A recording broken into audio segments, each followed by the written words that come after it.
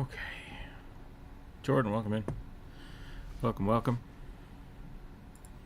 Check my levels here. I'm a little quiet. Let's see. That should be okay. Am I on the right setting? I am on the right setting. Oh, it's been a day. It's been a day already. Time to stretch. Time to stretch. How are you today, Jordan? I feel like I can't see anything.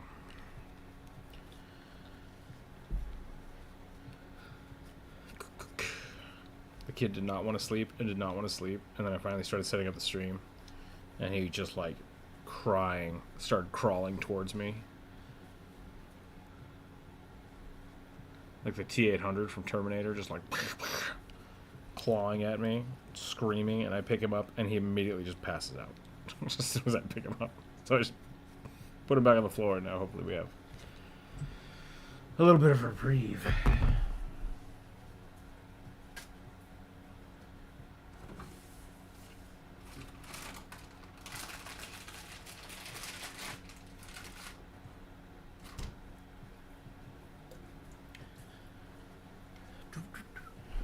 Currently working on a short movie for this October. I really hope to finish it because I can pull it off due to my ADHD. Nice. That's exciting. I'm putting it up on YouTube or for a project. For your own fun.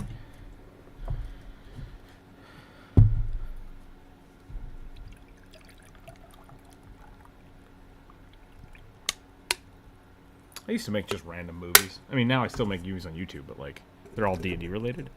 I used to make like short horror films and fight sequences and stuff. That was really fun. It's your channel? Nice. Okay. Nice, nice, nice. I'm gonna be honest, Jordan. I hope you don't hate me. I don't know if I'm following your channel. Feel free to post the link in the Discord and we can put it on the YouTube if you want. I don't mind.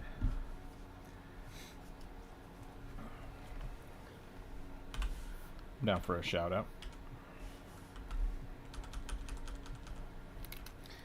I'm supposed to lop off one of these guys' ears. Maybe this one, because I like the contrast over here.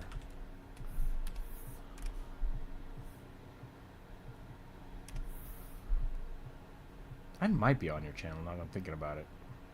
I might be following you, but I would hate it if I'm not.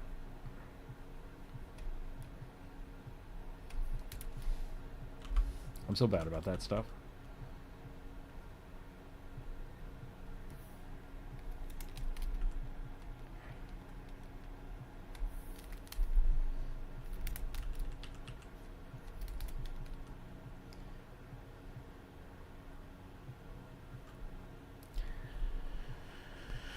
My new tradition, it has been since I outgrew Trickstery. Nice. Yeah, that's really cool.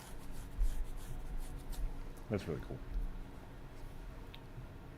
I don't know if I ever made horror movies. I might have made 1 or 2 horror movies. I made a lot of like just short dumb skit comedy things, as I was wont to do before YouTube existed. I think my life would have been different had YouTube existed when I was like 19. Of course, I didn't even have. I guess I still have some of those. I could probably dig them out, but they're on like 8mm film, so I'd have to digitize all of them, which wouldn't be too hard. We do need to do like a shout out community day one of these days coming up. Maybe that's what we'll do for Thanksgiving. Maybe we'll do like a Thanksgiving community day where we just let everybody post their stuff and just check it out. Check out people's YouTube channels, their Instagrams and stuff. Because we have a lot of really good artists and creators here. That would be a lot of fun. I think I'll start trying to promote that now so people can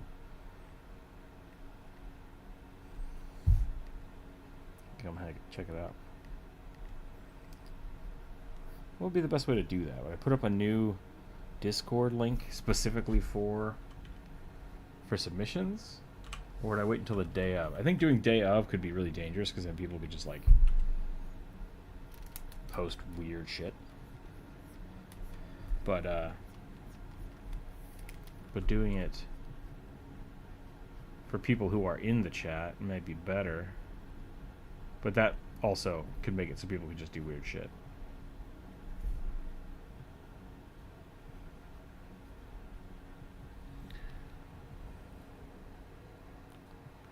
Yeah, that would be cool. Let's do that. Or like I said, you're always welcome to share that kind of stuff in the Discord as well.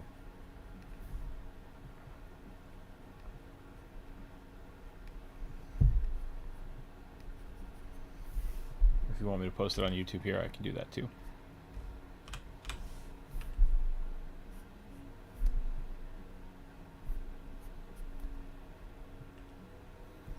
You don't use Discord? Oh, that's fair. That is fair.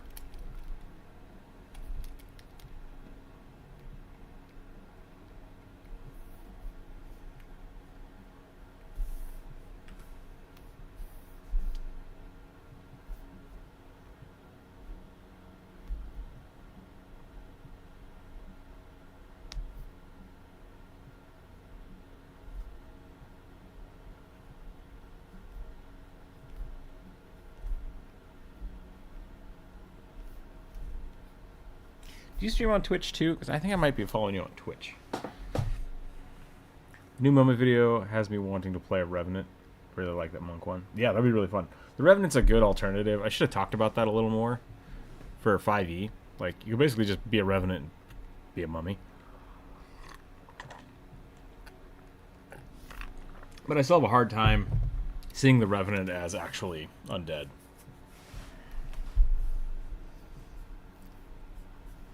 Because it really feels more like you died, but death didn't want you yet.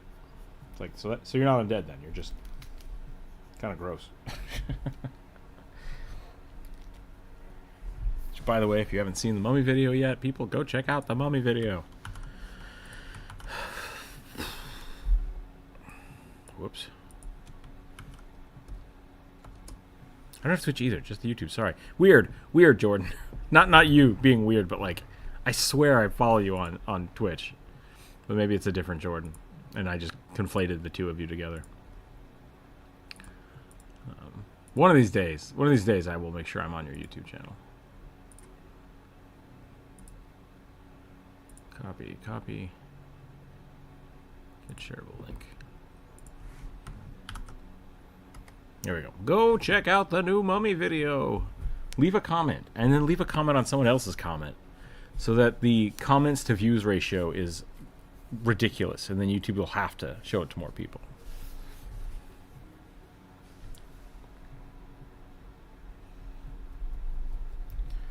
I think right now it's averaging like 10 views an hour, which is not great.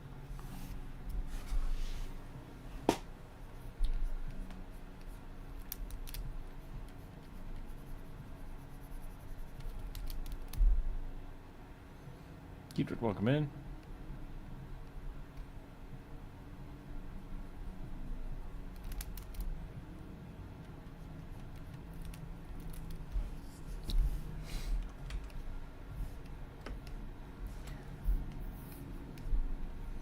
This guy's gonna be the be like a bookend for some text over here. So we're gonna try to get that going. Then we're going to do the viewer suggestion today. I'm going to try to get at least 4 or 5 done today. I want to try to get 4 or 5 done today. We have a lot. We have more than normal, I think. Which is good. These people are liking what's going on, so that's good.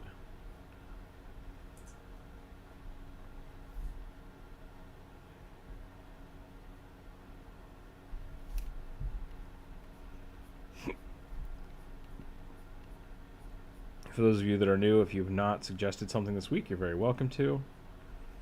Just have to put it in the comments, and or right here in the chat, and I'll add it to the list. The Revenant is the setting I am flavored this way. The Revenant is the setting I am in. Wow, my brain. I'm so sorry, Elliot. The Revenants in the setting I'm in are flavored this way. Okay. Hit me with what you got.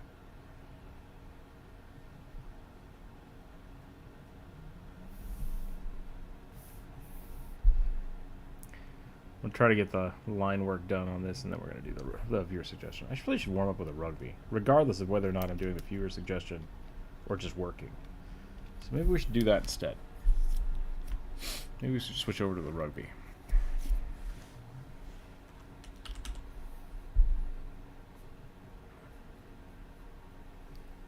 It would help if I was actually on Aggie too, so maybe I should do that.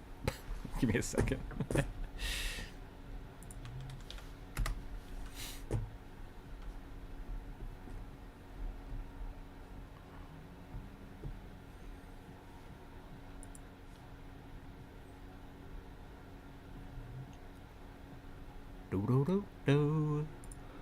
Oh, I'm still on the starting screen. How long have I been on the starting screen? I'm so sorry, everybody. I've been drawing this entire time and just not showing it like an idiot.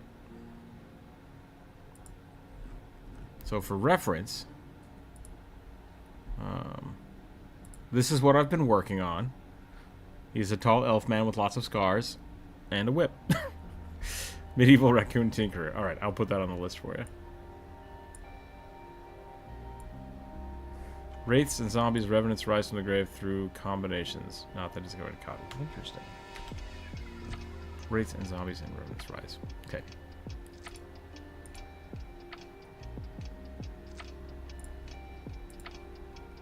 Put that on the list. Yeah, let's just do the viewer suggestion now. While the kid's asleep, so I don't get distracted.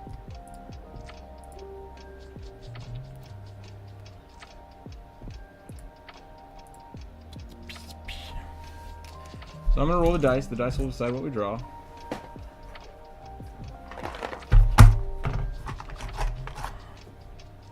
I just pulled a die out of my die box that is essentially glued to a small wooden token.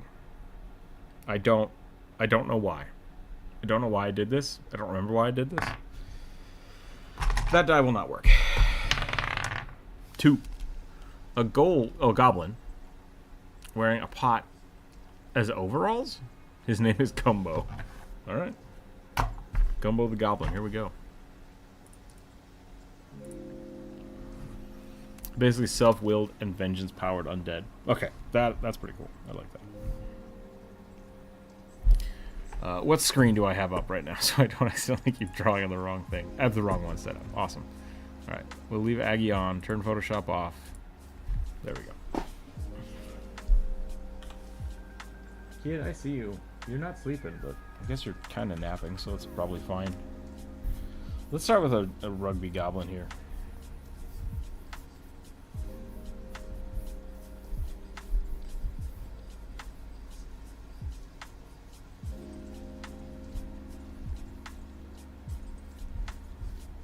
You're an Aggie on YouTube now? Good. Okay.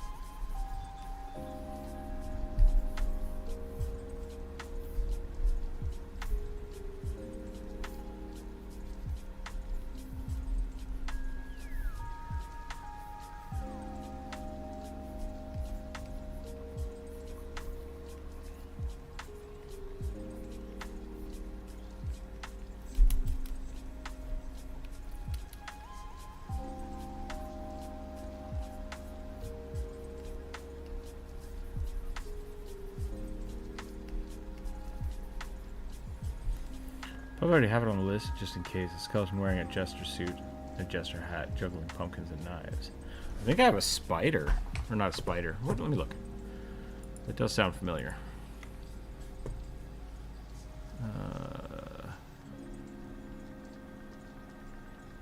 Yes, I do have that one. That's on the list.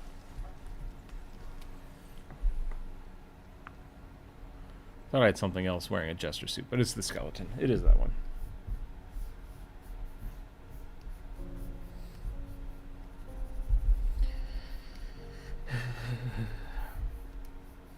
This is Halloween, Rusty, blah, blah, blah, blah, blah, blah, blah, blah, blah, blah.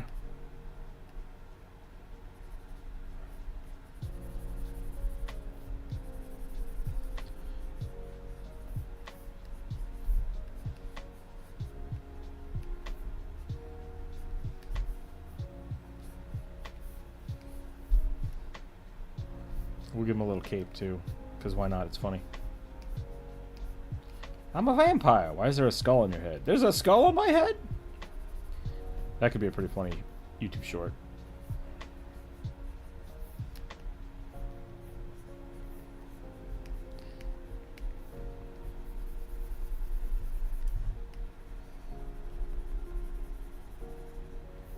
Should I start doing more skits? Are skits funnier for the shorts, or do people like the, prefer the, like, D&D DM advice comment stuff?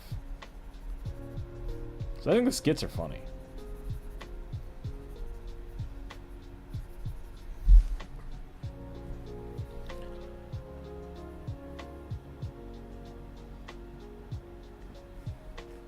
Dang it, Moose ate my pumpkin. It's the so.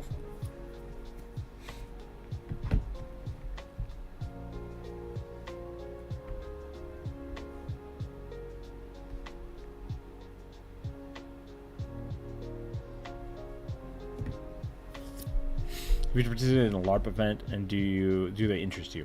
I'm gonna say no. I'm gonna say I've not ever done a LARP event, but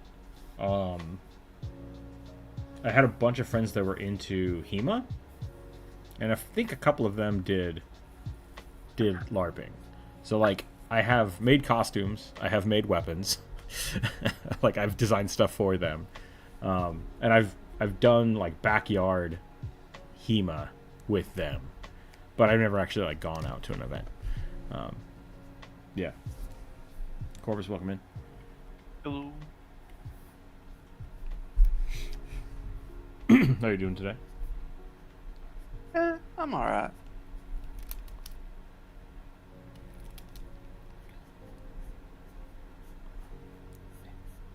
Yeah.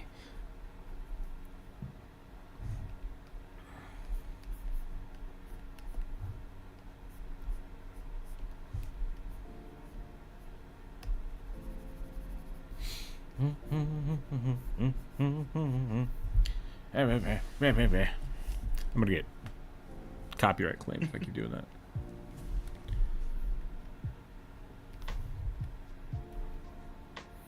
Alright, I think that's a good little rugby warm-up. That's pretty funny. Let's see how, like, screwed up... Oh boy, I'm very crooked today. Okay. Posture check. Yeah, seriously. Why is it like this? Why does it do this, I wonder? Like, where's the proper... Right there. Okay. So I need to be, like, hovering over my my tablet. Whatever. What did I say I rolled? A goblin wearing a pot? I think that was it. I do not know. I was not around. I'm pretty sure it's a goblin wearing a pot. I'll be right back, by the way. Okay. Should all goblins be rugby goblins? That's the question.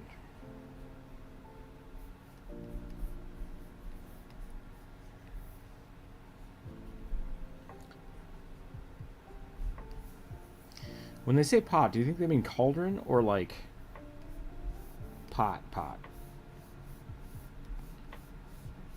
Or like a jar? Oh boy. It's like Legend of Zelda pots, clay pots. There's like a crab pot.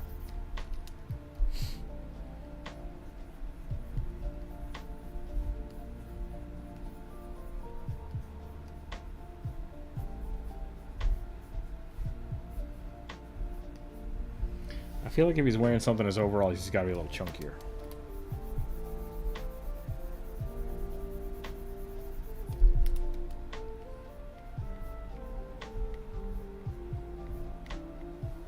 That feels right.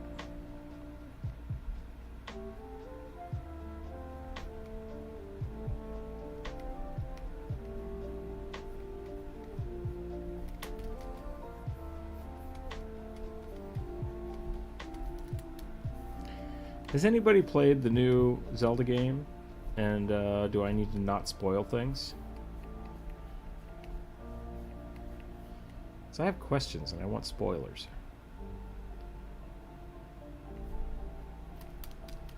but I don't want to ruin it for other people. This is a really good game.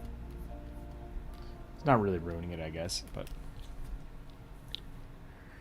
You know what I think would be neat? Laser tag kilts with blasters that look like flintlocks and target sensors that would be like the belt buckles, make it safe for the nerf.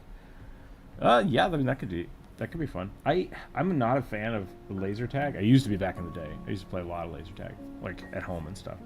I went to for like a birthday party. I got to go to a laser tag arena, and I basically got like kicked out because this little kid would just like run up and just like touch his gun to my chest and then pull the trigger a bunch. I'm like, what are you doing? You can't do that. And so when I like slapped the gun out of my face, they're like, you're not allowed to touch people, and they kicked me out. And I was like, cool. They didn't actually kick me out. They just like flagged me for that round. But yeah, I don't like that. There's no there's no like recoil and sensors besides your chest going. Wah. So a LARP would be much more interesting. Or like paintball or airsoft would be much more interesting.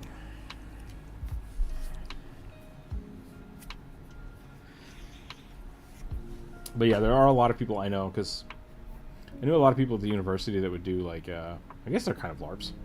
They would do like massive Nerf wars, like across campus. You'd sign up for a team, and then periodically throughout the day, your team would get called, and you'd have to like go siege a flag somewhere on campus. It was pretty interesting.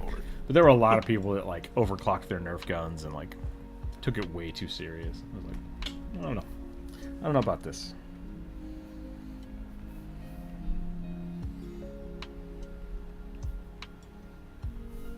But laser tag is the same thing with like squirt gun fights. Squirt gun fights are great, but there's always going to be somebody that just doesn't care that they're getting wet. It's just like, that seems strange. Water balloon fights I like. Nobody wants to get whacked with a water balloon. Paintball's a little too destructive for me though. I don't like going home with welts. Yeah, I got shot in like the leg and the back by a kid with a paintball gun. So I'm honestly not interested in those. I have a scar under my eye where I got shot with a paintball gun. Also, I broke my ankle in a water balloon fight, so I'm also not too keen on those anymore either. That's fair. It's like anything that I could like trip and fall, because I have weird things about my feet where I walk funny. So like any chance that I can like fall and break something, I'm not interested. You're also a big dude, right? Like, yeah, you're pretty tall. Yeah, really tall, pretty big, and I have I don't know why, I walk on the side of my feet. Got them pigeon feet?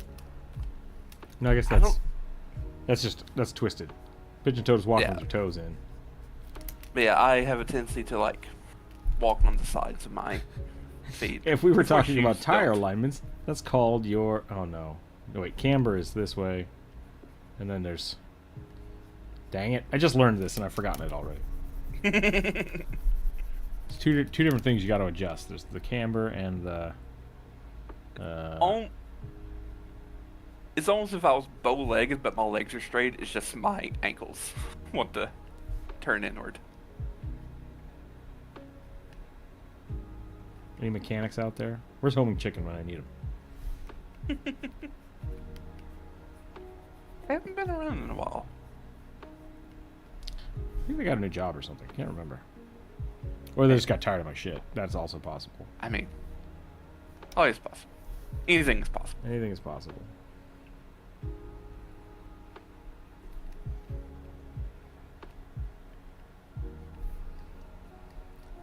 Yeah, hence why I don't like wearing a lot of like enclosed shoes, because they don't last long because of how I walk. Is that something you could try to correct? Shoes.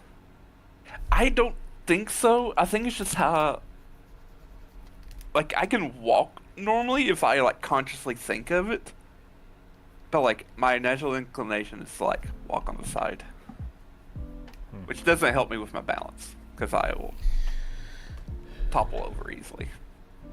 Wake, welcome in. Hope you're doing okay. Yeah, I'm doing pretty good.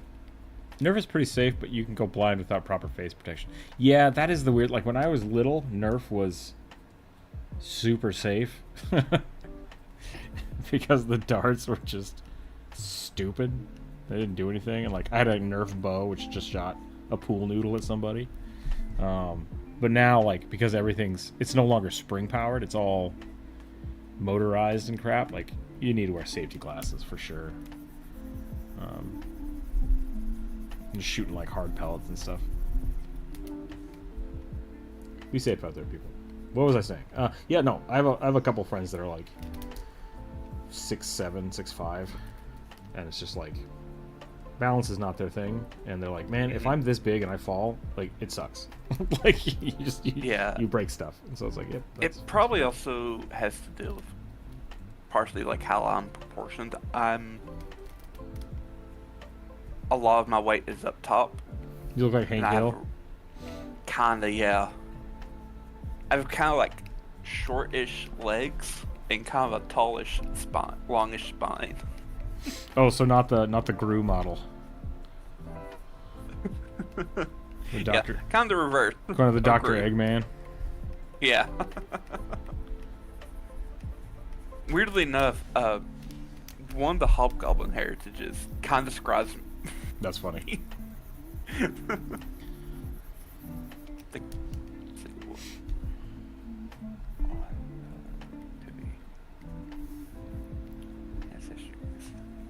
If I had to like accurately draw myself, I think the thing I'd do the worst would be like, I don't really have a neck. I have a decent neck. I think I look kind of like shanks. Hobgoblins. You have a longer torso and broader shoulders than most hobgoblins, making your legs seem short by comparison. I have a friend who's, I think he's like 6'2". He's a tall dude compared to me, but then whenever we sit down, we are the same height, and it's really funny. And it's just because his legs are like a foot longer than mine.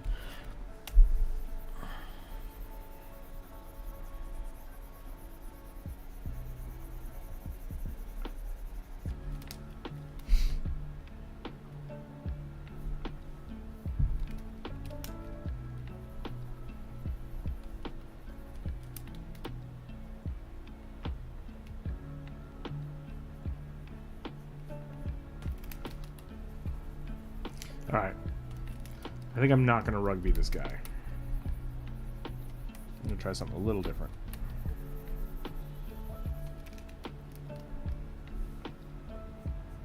I have him wearing this pot like a barrel, because I think it's funny. Oh, I was going to say, with the walking thing,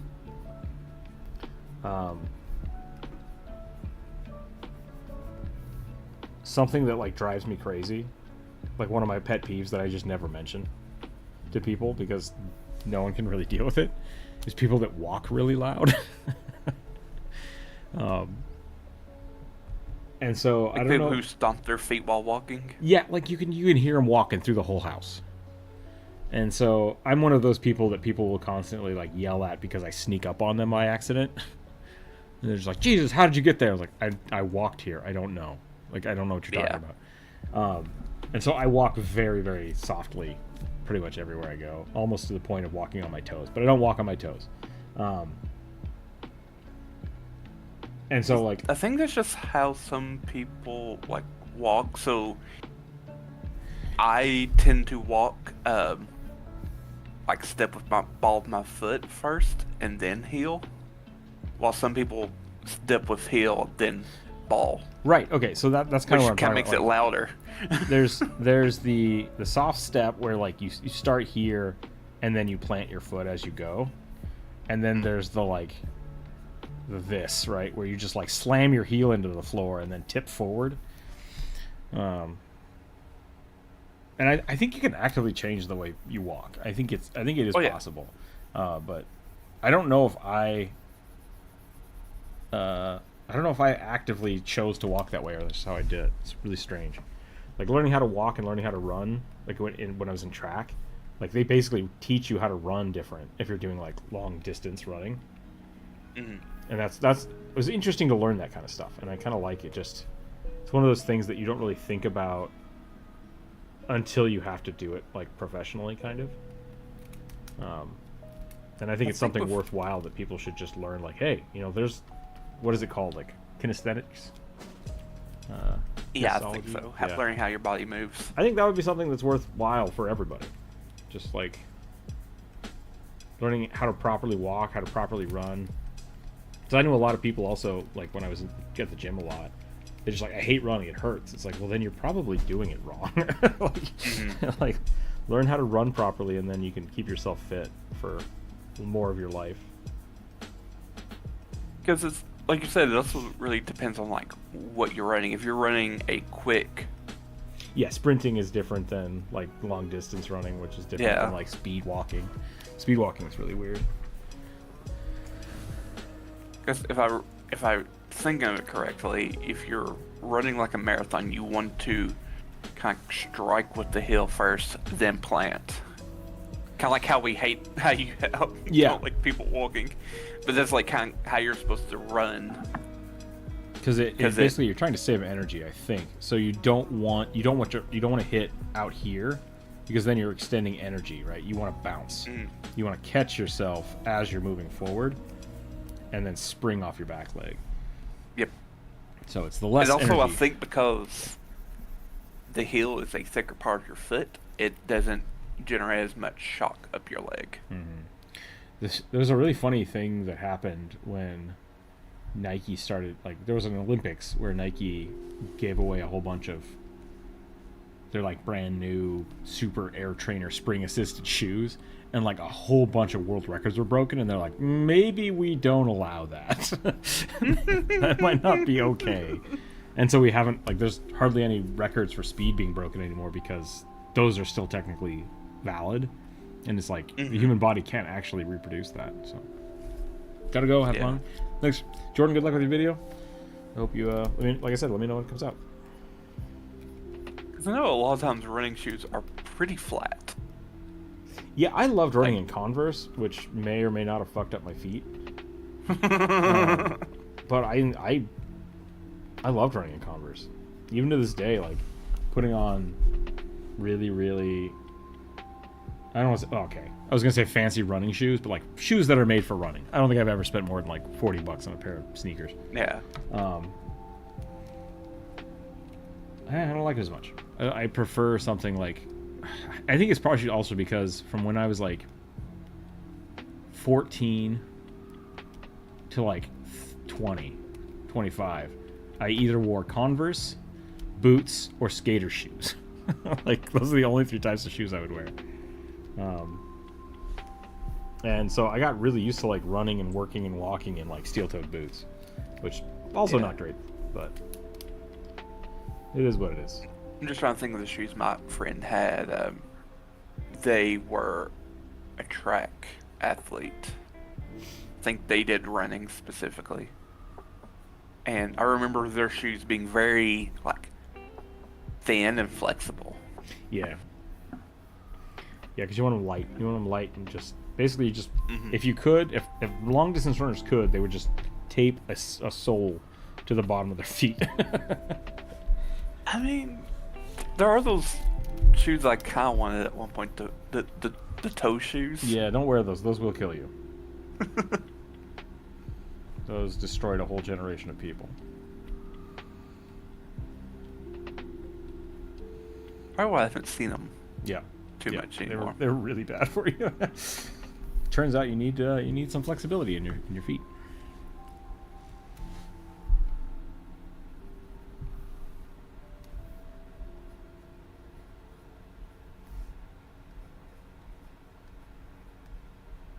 I liked going barefoot as a kid, to the chagrin of my mother. The only thing I do not ever like walking barefoot on is limestone gravel. I bet. That's really dry. And like lots of kind of like, they're not sharp, but they're like that. They have like rounded points because they've been halfway tumbled. And so it's like, it hurts. It just digs into all the points. I was like, ow. It drives me crazy because some of my family members will be like, hey, let's go do this real quick. And I'll walk outside and start doing it. And then they'll spend like 5 minutes getting the right shoes and putting the shoes on. And then I'm like, yeah, I'm done already. I did the thing. Like, Yeah. I had to walk in the grass. I don't care. So it's definitely a cultural thing because like more than one person in my family does that. They're just like, you can't go outside without shoes on. It's like, why not? Why not? And they had no question or no answer. Yeah. Yeah, I think I started wearing more shoes when I went outside after I was like getting like stuff stuck in my feet. Sure. But like now I just like have like a pair of foam flip flops that I just slip on and go outside, even in the snow. I got a really nice pair of moccasins for Christmas a few years ago, and I went out in the snow with them, and like they have no traction. just start ice skating around. I was like, well, that's dangerous. Should have just not worn shoes. Who knows? Okay, I think that one's done. Let's do the next one. Is that a 6 or a 9? That's a 6. Dot on the bottom. 6. Oh, my eyeballs. A plague-themed cleric with gangly limbs. Gangly or gangly? It says gangly. Okay, gangly. Wasn't sure what you said. That's why I asked. Excuse me. Oh, sorry, kid. Didn't mean to wake you up.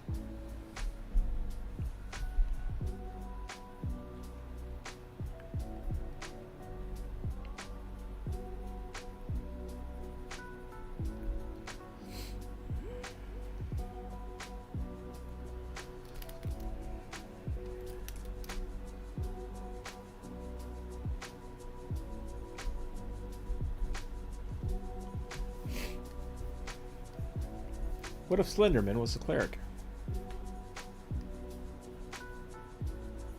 Does he spread plagues? What? I said, does he spread plagues too? No, I suppose not. Yeah, how would I do a plague themed? I was just gonna kind of make him like emaciated and stuff. Maybe I should give him a plague doctor hood.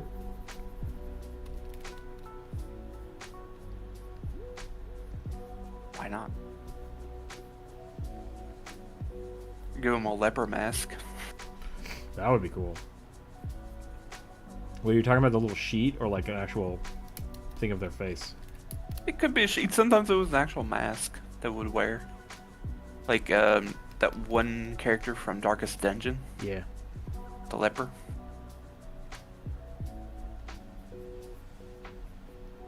What a horrible disease.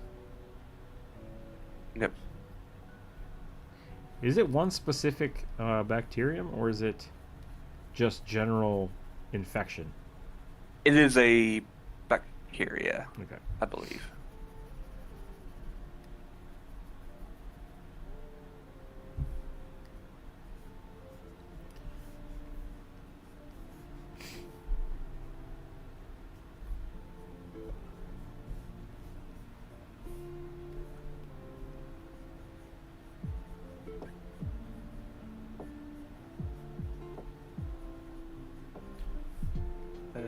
But I will look it up.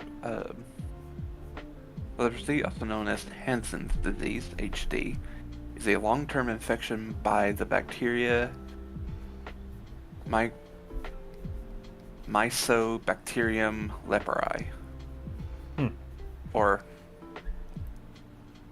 Mycobacterium lepromatosis. So there's two of them. I think the ptosis means it's waterborne.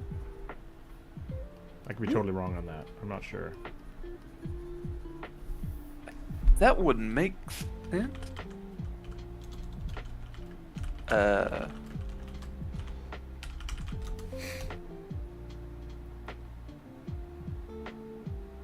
Otic, no.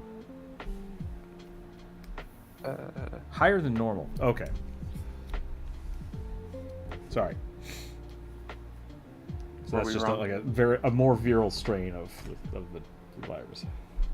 Yeah. What's saying here that there are like hydrophobic cells, which is like Fatty. they don't dissolve in water. Yeah. Which means you don't get it from like coughing on people, most likely.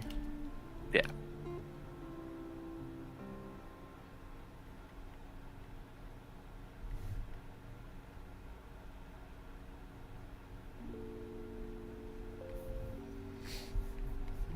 I don't.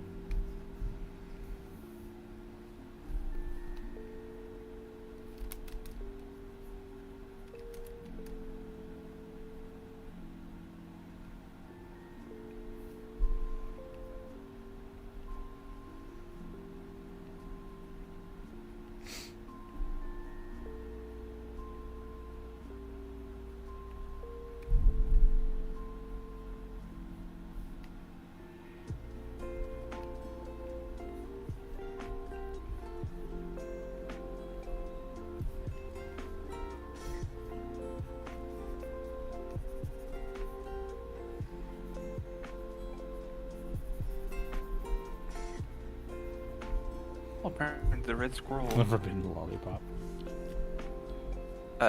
It's also susceptible to leprosy. What is? The red squirrel. It's like Oh. the one with the little fox ears. Interesting.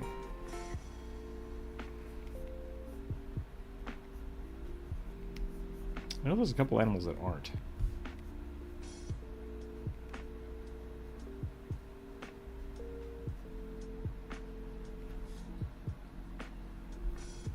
You know, they first kind of realized that it's a zoonotic disease because of when they found it in armadillos. Armadillos. I don't think it affects them. It's just they can carry it. Yeah.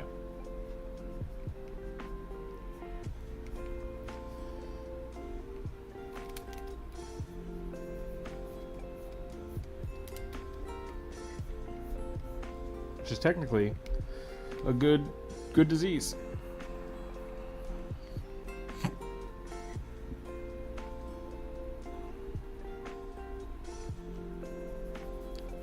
Viruses that kill people are unsuccessful. Well, less successful. It's advantageous for them to keep the thing that they're infecting alive.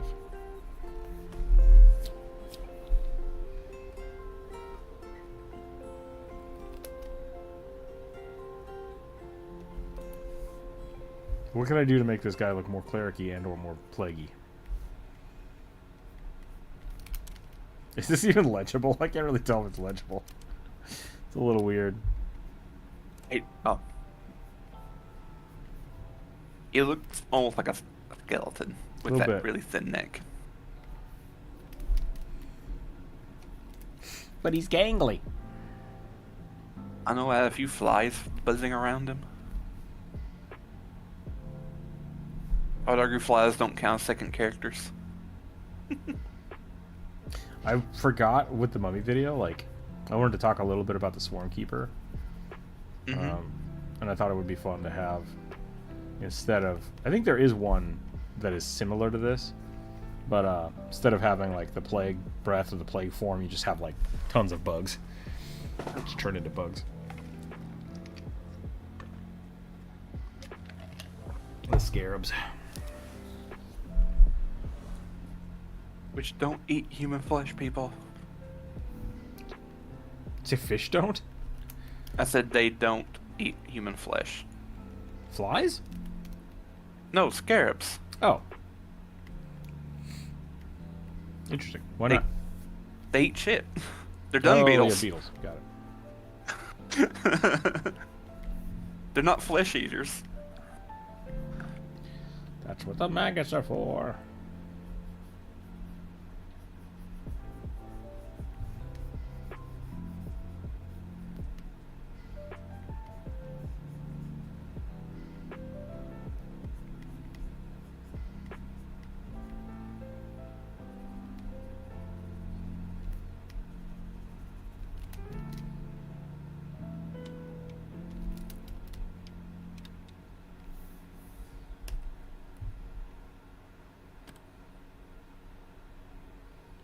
Real question is, where's all that dung coming from? The middle of the desert.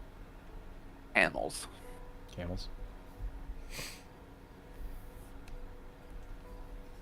Anything, really.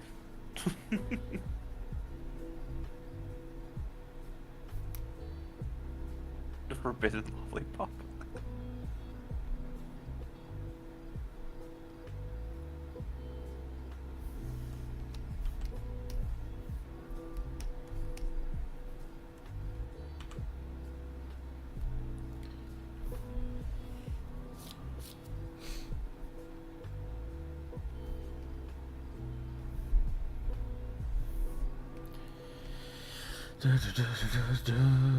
Well, I think I'm done with World of Warcraft.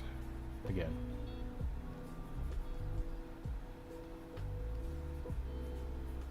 But that being said, I finally watched the intro video for the new expansion. It's really good. Like, Blizzard's... What is this? Sorry. World of Warcraft, the War Within. Okay. Like, Blizzard's animation studio is just amazing. And every time they release a new one, it's just like, holy shit, like, you guys just did something profoundly beautiful. And then the game is just like, it's okay. Nitrogen's precious, yeah. I just don't know why they just don't start making actual straight-up movies. Yeah, I mean, it is a little different. For the same reason that, like, ILM doesn't make movies, you know? ILM does specific things, and they're contracting out, like, a bunch of different stuff, but they don't actually make full-length feature films. So, like, I get that aspect of it. But, like, yeah, when they made the Warcraft movie, it's like, you have some amazing, amazing people here that do your shorts, and, like, none of that showed up in the movie. And in fact, that's sad. That's really sad to me. Probably the fact they... How much involvement did Blizzard even have in the movie is my question. I don't know. That's a good question. Because I feel like if they had more control of it, they may have, like, just put their animation team in charge of everything.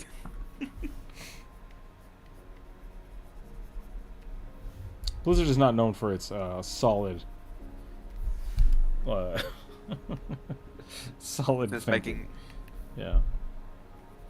But yeah, it's just like, I feel like they should be, like, making, like, animated series or something. Like, move away from video games. Like, start making, like, CG animation. Yeah, I would something. go... I'll find the video and I'll post it, because I think you'll like it. Like, it's really good.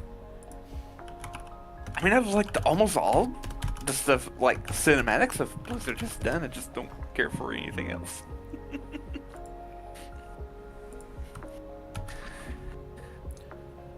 I still like them. I guess it's I'll post that in the Discord. one of the expansions for older WoW. Calamity or something. Yeah, that was a really good one. Big giant tsunami wave coming over and massive tree burning. Freaking nailing plate mail to a dragon. Like, holy crap, they did a good job on that one.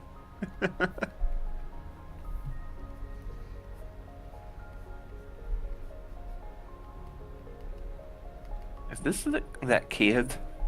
It's Anduin, yeah. Anduin got the shit kicked out of him during Shadowbringers. Like, It looks like he is beating down Luke Skywalker. yeah.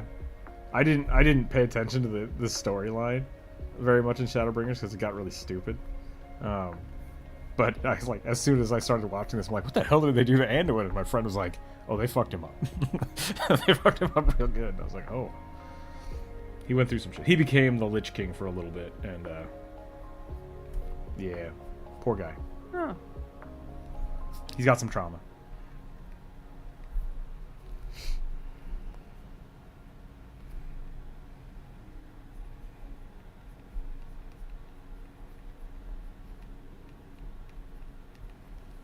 Warcraft 2 and 3 and StarCraft were really good. Yeah. The StarCraft cinematics were amazing. Even they're bad kind of now, but like,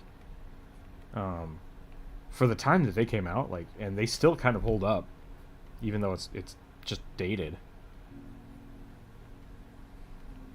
I think Thor from software. I think his dad was someone that worked for a lot of those videos. So.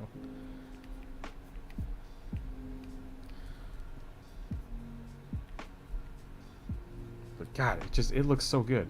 I kept having moments of like seeing Anduin as a real person, and then they would cut back to Thor, and I'm like, or Thrall, and I'm like, yeah, yep, forgot. This is CG. This is great. Like, they're doing such a good job.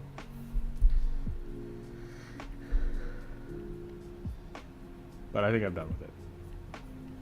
I forgot to do any of my stuff last week, like all my weekly quests, and so this week when I logged on, is like, you get no rewards, and I was like, oh yeah, I guess that means I don't need to play this anymore if I've forgotten about it for a whole week.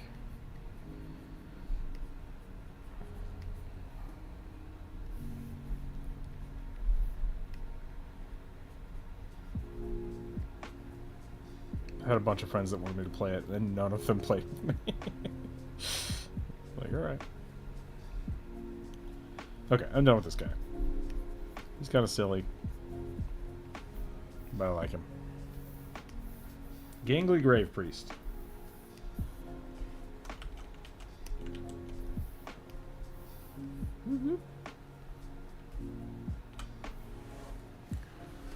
Let's do another.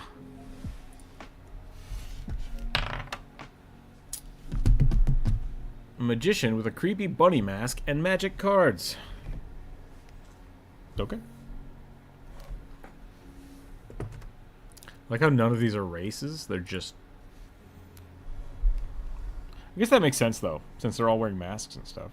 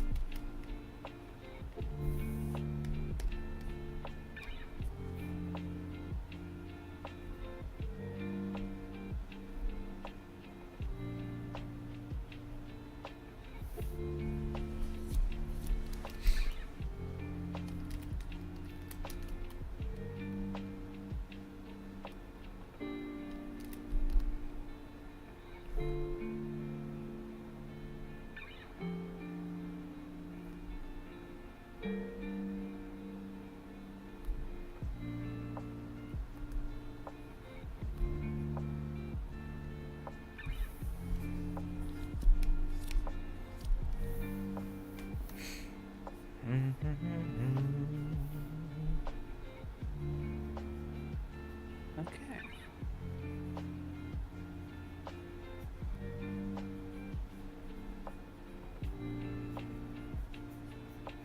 Creepy Danny Darko magician. Yeah, Danny Darko's one of them things. Never watched it. That probably is not surprising. I had a college roommate that wanted me to watch it. It was alright. Like, it's just one of those things. Yep. It's an interesting concept.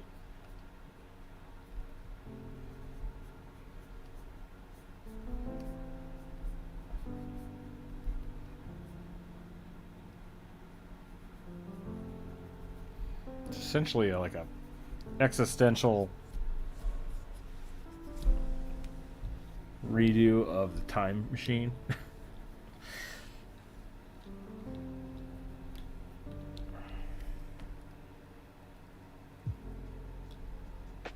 I guess I like I said, I don't really know much about it. I just know like there's a dude with a rabbit mask. It's creepy.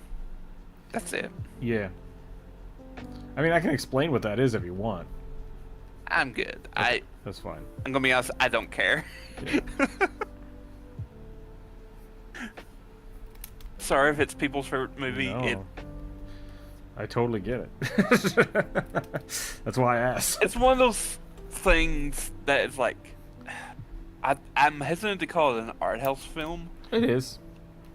It is. I have very strong opinions about art house films, and I've made film majors very unhappy by those opinions. I think because every film major is an art house fan. Yeah. I mean, because when you say that, what I mean by what I take that as is like kind of guerrilla filmmaking, where it's like small group, small budget, and you make something that is very impactful and meaningful to you. So like yeah, and usually like they have more story than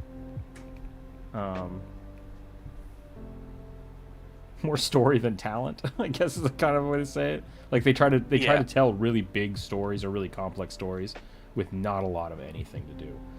And sometimes they're really good. Johnny Darko is a good example of that being like really super impactful.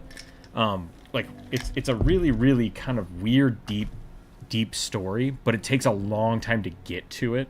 And so if you aren't really engaged or you don't care or you stop halfway through, you're just like, what the fuck was that?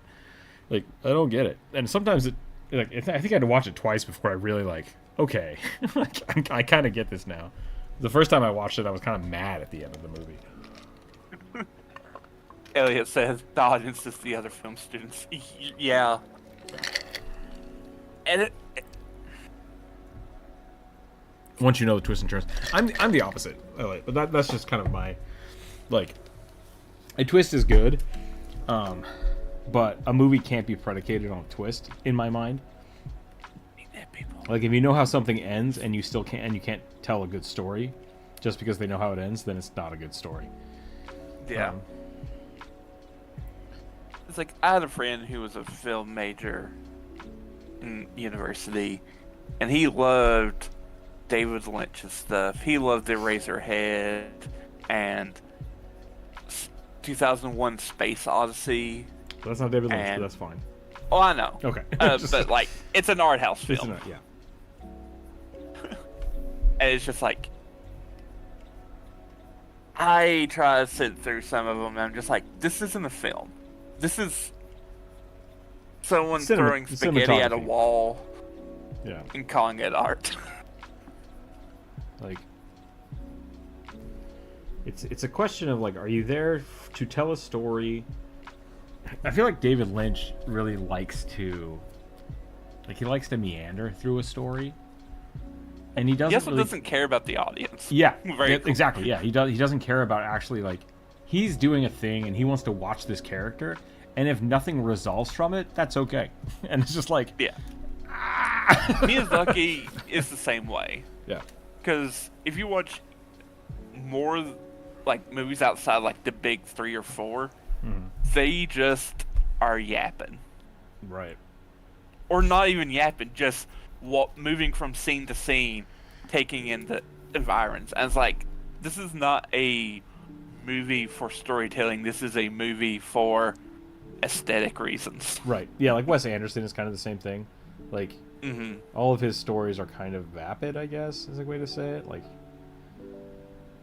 they have some interesting... Like, I really like Life Aquatic. That's probably my favorite Wes Anderson movie. Is that the one with... Bill Murray? Bill Murray in it? Yeah, it's a play off of like Jacques Cousteau's stuff, The Life Aquatic, and I really appreciated that. And it had a really, really cool kind of like throughput story, but they never like actively address it. I think there might be one scene where they kind of like tell you what the movie's about, and then if you don't pay enough attention to that scene, it's like, oh, okay, I get it. And so it's really, really subtle, and I respect it for that, but like I feel like there's a lot of people that hate it because it doesn't feel like it has a story. And I totally get that.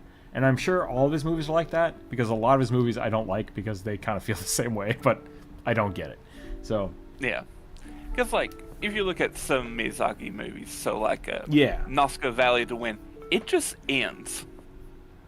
There's like some clips like in the outro that kind of like gives some idea of what's happening afterwards, but there's really no resolution to anything. Same with like Kiki's delivery service. She still doesn't get her powers back. Really, she can fly, but she still can't talk to the cat. She just grows up. Yeah, she like grows up and loses her powers, and you're like, wait, what? Yeah. And like if you watch the English version, the cat speaks to her at the end, but that was added because they didn't like how sad of an ending it was. Right. So they made the character speak during that. Super weird. Yeah. Not saying they're bad directors or anything. It's just I think there is something to, like you were saying that, or sorry, Elliot was saying, the audience is other film students. I think that's part of it. Is like sometimes movies are made for a very specific audience, and like Donnie Darko, I think, is really good for a very specific type of person at a certain time in their life. Because it's like angsty horror. It's an angsty horror film, but it's not really gore horror. People just out of high school. Yeah. And so like, same thing with like Fooly Cooly. You hate Fooly Cooly. Oh yeah. But like as like a 20-year-old cis white kid, like that hits real hard. It's great. I will say, I feel like I'm being a bit of a hypocrite because I don't like Fooly Cooly. I started watching this new anime called Dan Da Dan or Dan Da Dan. Mm-hmm. It's super weird. I don't think I could recommend it for you. Sure. It's like really weird, and it's like I like it. It's interesting, and maybe it's just I'm at a certain time in my life that I'm finding this enjoyable. Like Fooly Cooly is essentially about a kid whose brother goes to America, right, and ditches him. He's like, I'm gonna go get a job, and he goes to America. So he's stuck there with his parents, running a bread shop, and his brother's girlfriend still lives there, and both of them are in denial that he's never coming back. And so they start bonding, and like this weird intergalactic space pirate lady comes in here and kind of splits them up. And so like it's only relatable to a very like small group of people who just basically don't know who the fuck they are. Yeah. And so it's really weird, and it's bonkers. And if you're not a weird, like depressed, confused, angsty kid, it just doesn't hit. It just doesn't hit the same right way. I guess I wasn't a super depressed kid in college. Because that's when I first heard about it. Yeah. Because it's basically about this older woman that comes into his life and uses him, and he kind of knows this, but just lets it happen, and it's weird.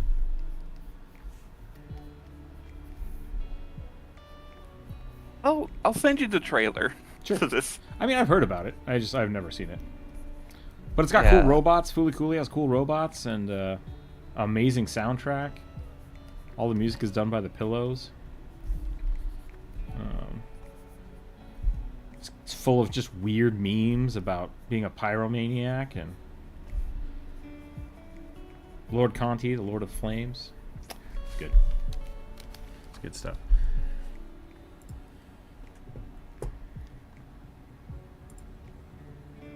This is the intro. Yeah. Yeah, it's got some Samurai Champloo vibe to it, but like pop art.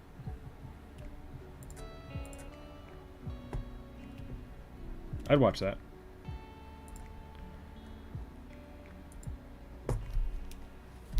I guess so far I've not. There is a premise. I don't think I can share it on YouTube. Okay. But like it starts out like two kids are like the kid with the glasses, the boy, is like obsessed with UFOs and aliens and believes that they're real, and the girl is like, BS, ghosts are real, aliens are dumb. Okay.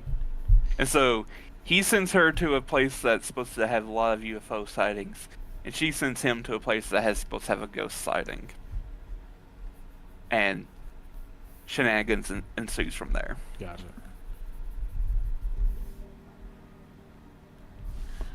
I was hearing in sometimes a movie doesn't work on you unless you have something to latch onto from outside the film.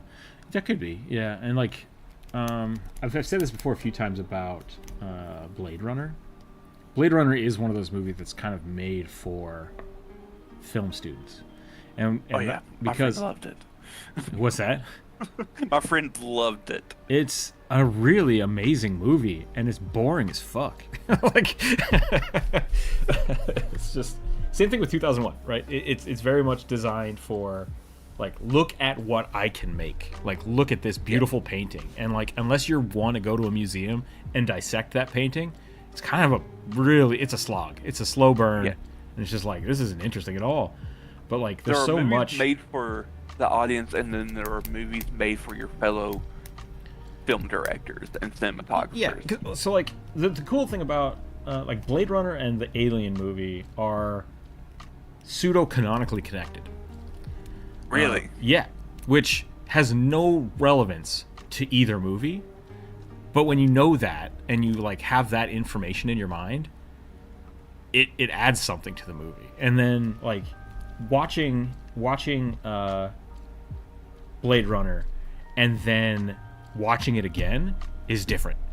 It hits different because you have more information. Interesting. And so like basically you can write an entire class about Blade Runner as the way it's told, the way it's filmed, and the way it's written. Like, there's information in the script that doesn't translate, but it's just like, as the actor and the director, you need to know this moving forward to make the movie. And it's like, that's really cool. So like, it's an amazing film. It's an amazing film, but it's really boring. Like, if you're just sitting down to like watch something, someone gets shot, like you want to watch an action film, it's not that. It's just not. Yeah. So, it's not a oh god, what's that dude who always is accused of just using high spectacle and explosions? the Got Michael Milk Bay. guy. The Transformers Got Milk guy. I guess. I'm thinking of Michael Bay. He's like Yeah. known for just high spectacle and high explosions. Yeah, whereas like The Rock, a Michael Bay film, really fun to watch. Lots of shit happens. When you sit down and think about it, really stupid. Yep. Really stupid, really kind of bad movie. But it's fun. It's fun to watch. Nicolas Cage and Sean Connery just rampaging through San Francisco. Awesome. Awesome Yeah, stuff. Sean Connery with a ponytail, which is kind of odd. Mm-hmm. Your best. Losers are always whining about their best. Winners go home and fuck the prom queen. Carla was the prom queen. That's the best line in that movie. Oh my god. It's so good. So stupid. But yeah, it's...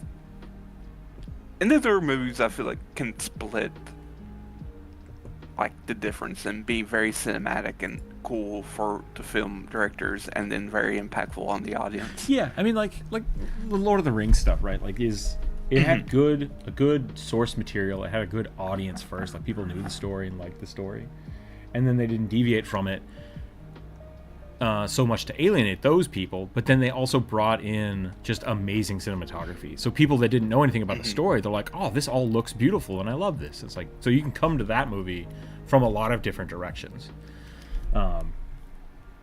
Whereas like some of the Star Wars movies, I think they alienated the original audience when they made the prequels, and they kept all the spectacle. So like people came in and like loved the lightsaber fights. The lightsaber fights got really cool. Everything got like really intense, and they expanded the world. And then when they made the new ones, they kept all the spectacle and just dropped all of the, like, I feel like they didn't bring anybody from anywhere. Right. And then like the fights got worse. The visual effects got more technically correct, but less visually impactful. And they're just like, look at all these great big cinema things. It's like, yeah, but this feels bad comparatively. So like, Yep. I think And then you get the Mandalorian, which then it was kind of like a step back to the more practical effects, Right, yep. which seemed to win a lot of people. didn't worry about From doing a bunch my- of Jedi flips, and they didn't worry about like making these huge open world things. They're just like, let's make this look like a Western because people love those, like classic return to form Western, and like, but keep the theming of Star Wars. It's like cool, I love it, right? So I think Mandalorian was probably one of my favorite Star Wars adaptations. This is the way. So yeah, they did a good job with that. I wish the miniseries instead of a natural. Yeah, wait. Blade Runner is great when you can watch it in individual scenes. I wish it was a miniseries instead of so they were in natural gaps. Yeah, that could be interesting. The second one, I think, This is a really long movie, ain't it? it's like 2.5, 3 hours. Yeah. Which since it's slow anyways, because there's a lot of like they did a lot of practical mini work, and so they take their time like meandering through the city and stuff, showing off things. Kind of like they did with Aliens too. It's just like we built this huge model, we're going to use it, we're going to show it off. But yeah, I usually when I watch Blade Runner, I usually watch it in like 2 goes. I'll watch the first part and then I'll watch the second part. Because it's just slow. But the second one, the new one that came out with Ryan, is it Ryan Gosling? I think it's Ryan Gosling. That was good. No. That one was good. I thought it was Matt Damon. No.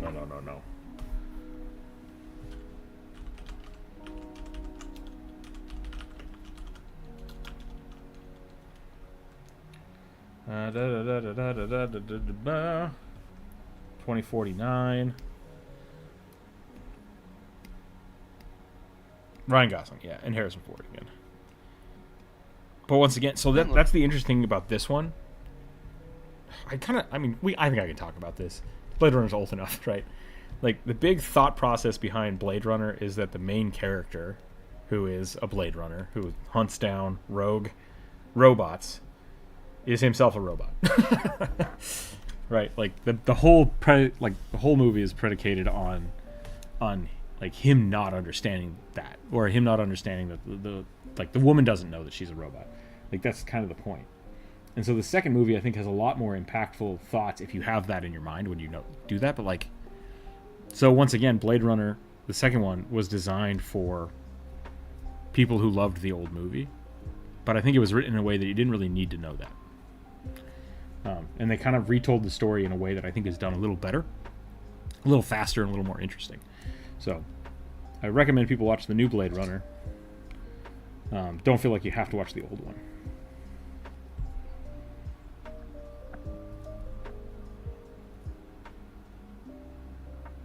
Yeah, super good. Super good.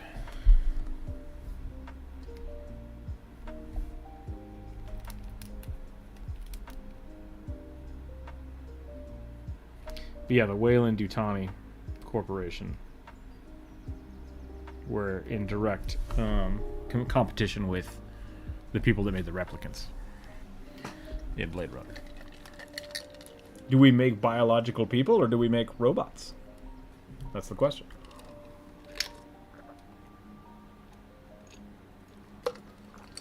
How about neither? What's that? How about neither? Neither? Welcome in, Alexander. Man, if you could biologically grow me a new eyeball, I would dig that. I mean, that's fine, I feel like. So that's the idea of the replicants, is that, like, basically technology is so good that they can design and then grow pieces of robots.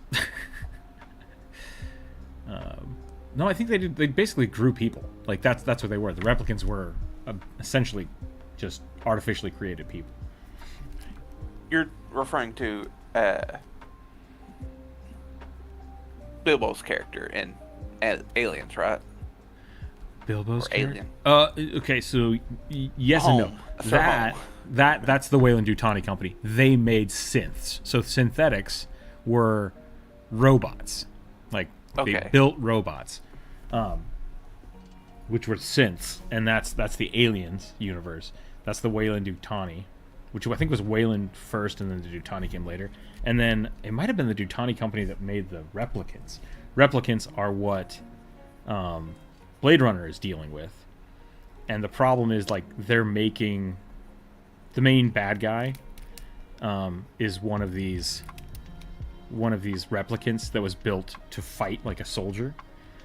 And so he's this superhuman that they made, but they made him to only last like 3 to 4 years because they didn't want him to be able to like murder everybody. They're like, yeah, we make them, they die real fast, that's fine. And if they don't die, they die anyways. So their quest is to go out, find the person that made him and be like, hey, I want to live longer, fix this. And Deckard Cain, who is the Blade Runner, is running around trying to find this super weird genetically engineered person. Isn't okay? Random side tangent. Isn't Deckard Cain also a character in Diablo? Yes, and that's a direct. Blizzard is really like, they're like, we love Easter eggs, and what they mean by that is they steal a lot of shit from other things. So Deckard Cain from Diablo is named after Deckard Cain from Blade Runner.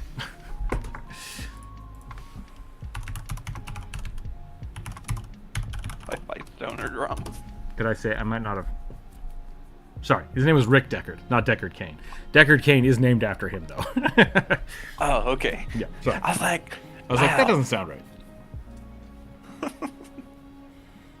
Because I only ever think, when I hear Deckard Cain, I think of the narrator dude from Diablo 3. Yeah, nope, that's him. That's him, and he was named after Deckard.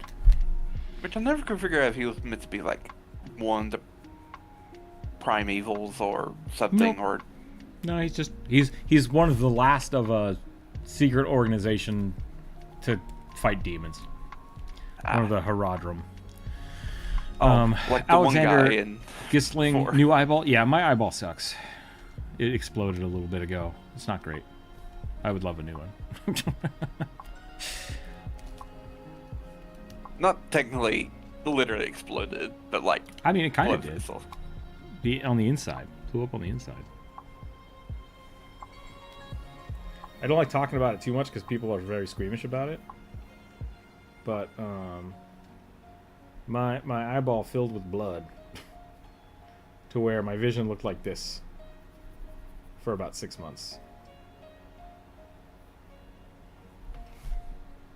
Yeah. I couldn't. It's just a big blob. I've had like 2 surgeries to try to correct it. It's all right. It's okay now. Damn. You look like every edgy teenager's dream eyes, just probably red. Just one glowing red robot eye. Yep. A lot of cyberpunk is super downer stuff. It is, yeah, and like cyberpunk is kind of designed that way because, like the alternative is utopia, right? If everybody could have free like access to perfect bodies, then there's no reason to fight. There's nothing. And so this, for a cyberpunk universe to exist, is basically like goddom exists, but only for the rich. Ergo, anarchy ensues because people are fighting against that suppression, right? Which is the punk aspect of cyberpunk. Correct. Yeah, that's the punk aspect of the cyberpunk. There's an authority like pushing down on people. So, but in this case, it's the cyber, it is the robotic, it is the whatever. Yeah. Okay, I think I'm done with this guy.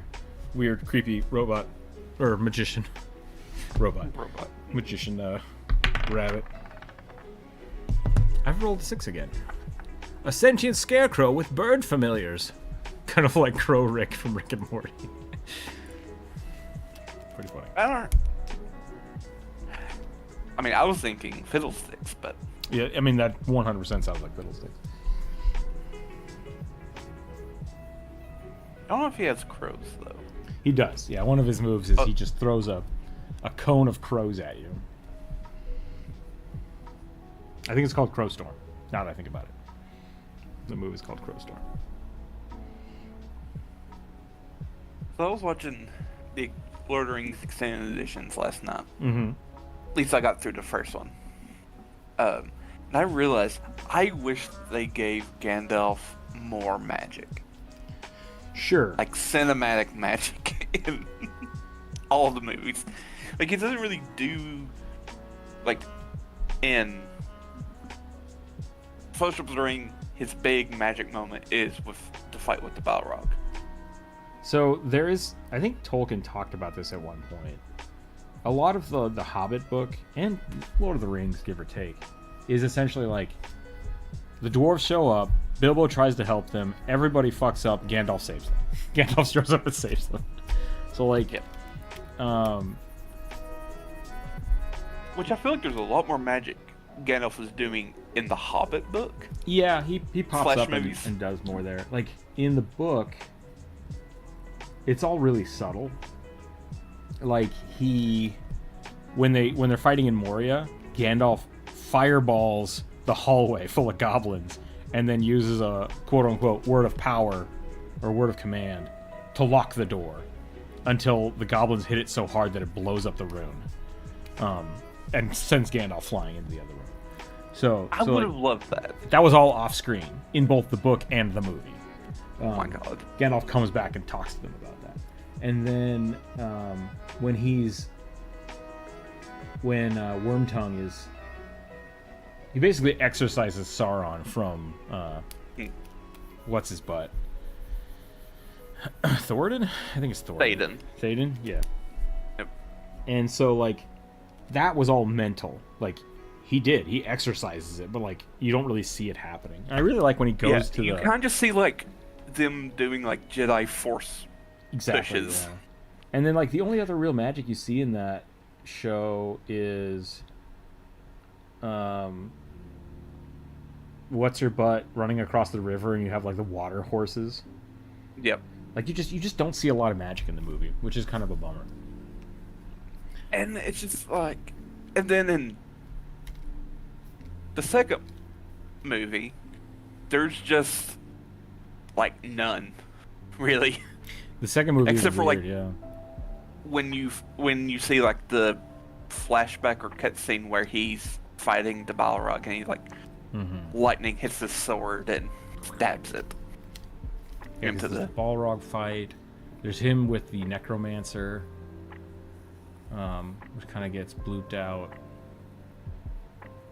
Him and Sauron have like a weird battle of wits. That could have been a lot cooler. yeah. And then like in Return to King, you have him like, at least in the movie, he's like riding out on that plane with the staff and he like shines a light on everything. I was like, that's cool, Yeah. but like, Gandalf's a pyromancer. I just want to put that out there. But like, he's a pyromancer before like a wizard was a wizard. Like, yeah. he's essentially supposed And to then the be. Hobbit, he's like making little fireball pound cones and lighting his pipe with a little match finger. I was like, something I did like about the Hobbit movies was there was more like magic that you could like see. And I get maybe Tolkien was not like one to be it. He was probably not writing these books to be a cinematic No, he wrote these for his portrayal kids, of magic. right? Like these were written as a fairy tale for his kids. At least the Hobbit was, and then people pressured him to write the Lord of the Rings. Oh, tiny man. Oh no. What happened? What happened? Oh goodness. Oh goodness. Hello. The boy's awake. Good morning. Good morning. Well, you stink. You might have pooed. I will let you hold this die, but you cannot put it in your mouth. Nope. Nope. Need a huge die. Immediately, just right for his mouth. Gandalf mask off as a battle angel. Essentially, yeah. Like, there's some funny stuff about Chris Tolkien wrote the foreword for the new book that came out a few years ago. I mean, like, they're not new books, they're just reprints. But he added a bunch of, like, original artwork that Tolkien did. and like notes and stuff. And in the original Hobbit, like they had an argument about like the kids remembered it differently every time Tolkien told it, and so some of the things were like kind of weirdly written. Like the very first time he told it, Gandalf was the king of the dwarves instead of Thorin. And the kids were like, no, we don't like it. And so they changed it. And Gandalf just became a wizard, which is really funny. But no, so he had a lot of weird little tricks, and it was all. And I think the funniest part to me is like, I'm pretty sure that's why hobbits are hobbits, because they are the embodiment of Tolkien's kids. Like the most important character in the story is a tiny little person that people don't believe in or don't give enough credit to, right? Yeah. That just want to have breakfast all day. That if that doesn't sound like a baby, I don't know what does. Boromir, what about 5? Yeah. Oh, I hated that character. I was so glad he Christified the himself. Steward of Gondor? I don't know if he was any better in the books or anything. No, but he was a pompous ass that, I mean, the whole premise there is that, like, he basically is the king of humans, right? Like, oh yeah, totally. And so, oh yeah, yeah, you don't like him either. So why would he ever give up being the king? And everyone's like, hey, we gotta band together, and we need all of your supplies because that was your job. And then, by the way, we found the king. And he's like, Sauron's not real. You guys are just lying to try to get all my stuff. And it's like, you're an idiot. The thing that I disliked about him was just that he was needlessly a dick to his younger son.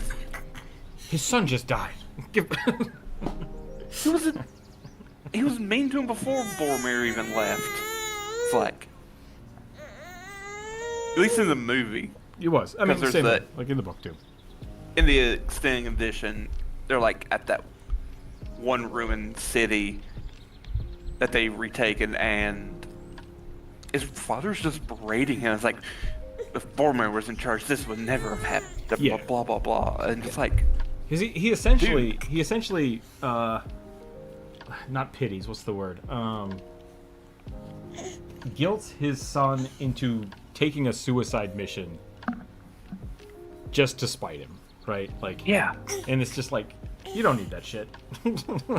no. I'll be right back. I gotta go change the diaper real quick.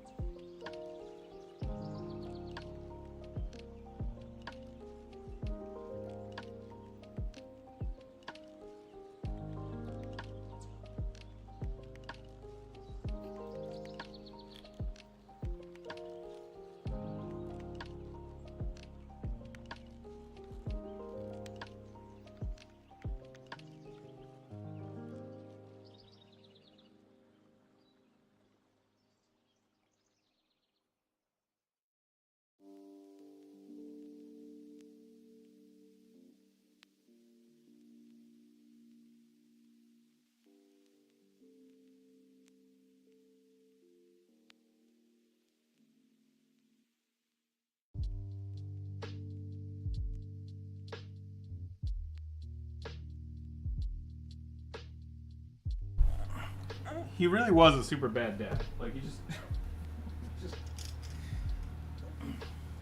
To be fair though, like he was kind of shitty to Boromir too.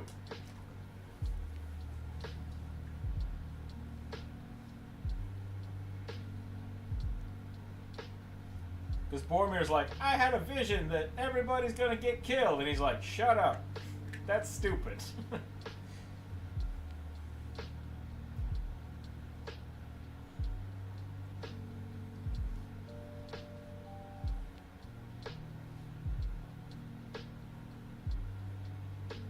I gotta feed the boy, so I'll be on the floor for a little bit.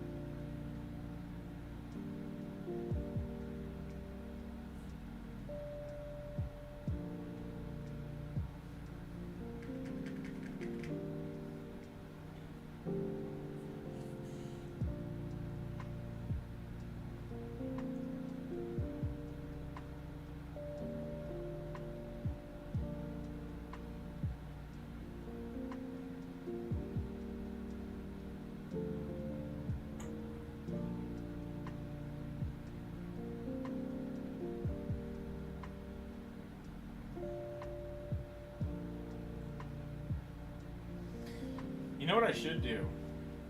I should do, whenever I go to the Be Right Back screen, I should just put the, like, why you should play playlist playing in the background. That would be kind of interesting.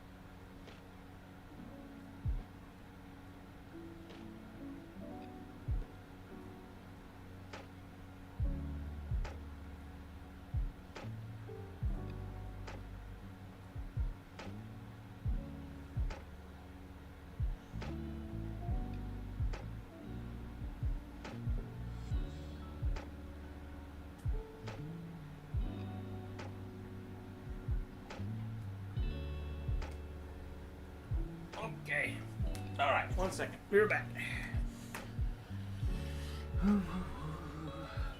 Trapped myself in here with the big league dates, kid.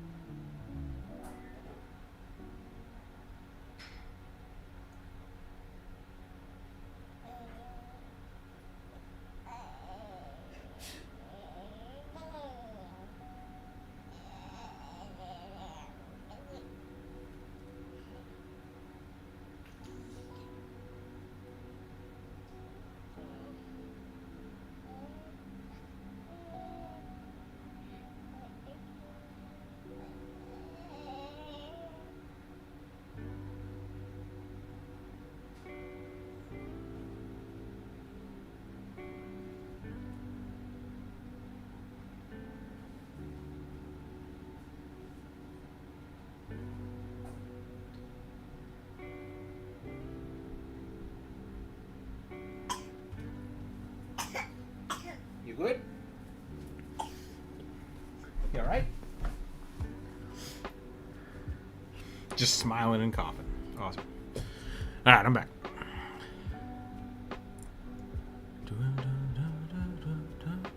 Uh-oh. Oh, there we go. Thought everything broke.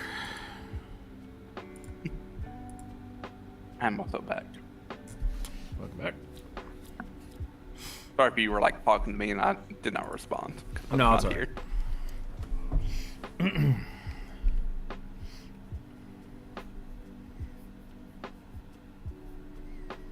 think we lost everybody. Apparently, there's just one person not being shown watching. It might be me. Or you, I'm not sure. I mean, I'm on the page. It's probably you then.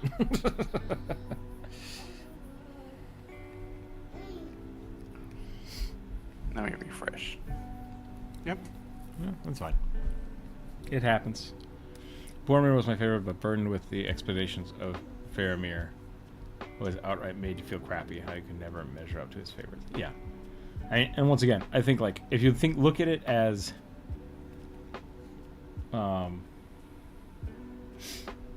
Tolkien telling a story to his kids, that totally makes sense, right? Because it's the unfortunate dichotomy of the younger child and like expectations of the father, right? Like I think people can relate to that very easily. And it also makes sense why Tolkien didn't write a lot of women characters. And the ones he did, it's like essentially his mother and his wife, and that's it. Yep. Galadriel and Shelob for some Arwen. reason. Demon Spider Woman. Not Arwen, Awen. Awen, yeah. Awen's a great character. Even for the fact that she's just like super smitten with Aragorn at first. Aragorn, yeah. I think one of my favorite things is like he's so cool. Is like, yeah, he's 130 something, and she's like, what? It's like, yeah, he's old. He's a half elf dude.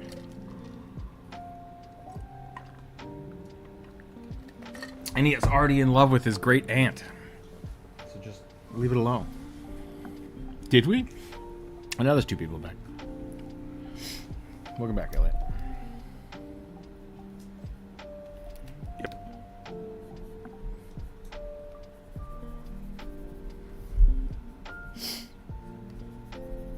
So I watched a video on what the new witch archetype that came out.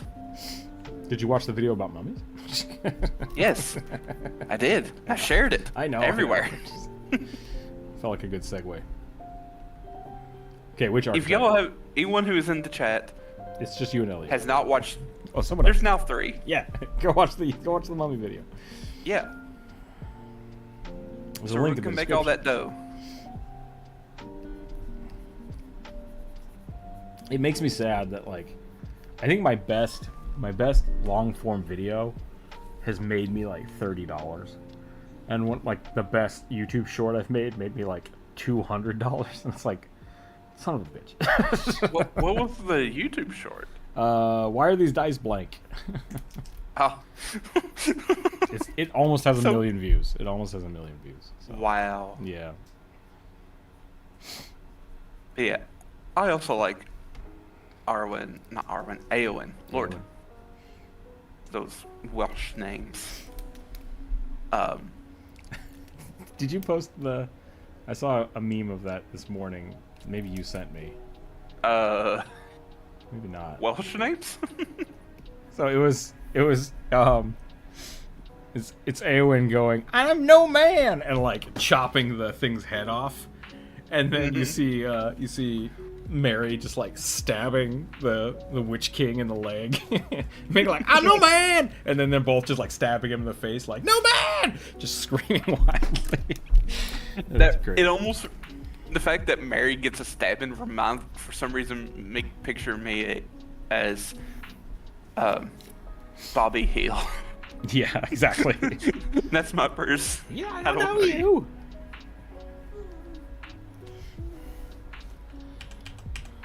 Oh, I mean, him technically- kicking Hank in the junk is one of my favorite moments in that show. I'm gonna show you how to fight. I don't know you.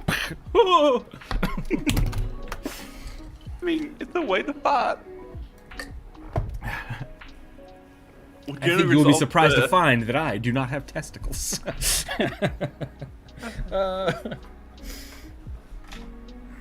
That's my purse. That show was good, man. That show was good. But going back Sorry. to what I was trying to say, it's fine. I think the part that I really like is how she's so desperate to like prove that she can fight, and when like her uncle's like, "No, go with everyone else." It's not because he wants to like think that she's weak. It's like, I know that you can handle this. I Yeah. need you to go with them. He essentially leaves her there because he's like, I'm probably gonna die. You stay here and rule the people. And it's just like, dope. Like, Yep. Yeah, I love her. She's great. And like, it's the funniest part to me is that she kills the king of Angmar, and like basically is gonna die from it. Like everyone thinks she's gonna die from it. And so they're carrying her on like a beard. You know what I'm talking about, like the cart, whatever. People are carrying her. And everyone that like, they're just bringing her back in her battle armor, like broken arm, just like half dead. And everyone's just like, holy crap, check out that hot lady. And it's like, well, they don't say it like that. Like, she's like the most beautiful, radiant thing that ever existed. And everyone's just like, whoa. And it's like, that feels kind of weird, but also like, if it was Aragorn, they probably could have written it the same way. Yep. Yep. And so it's super weird because it's like, I don't know, I really like her as That a is character, a- how they do that.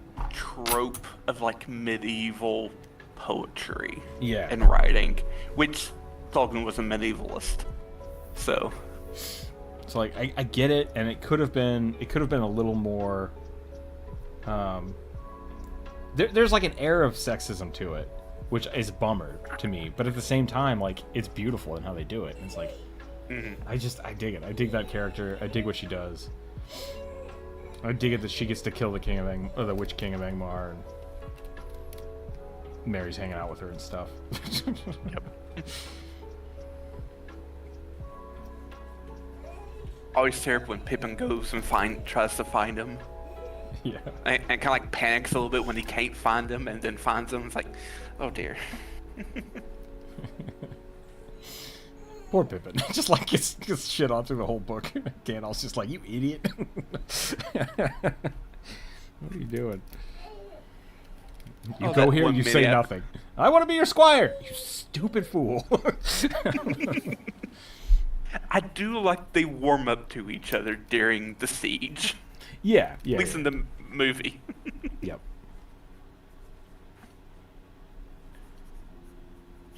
But he's the youngest of all the hobbits, so Gandalf kind of gives him the most shit for just being young and stupid.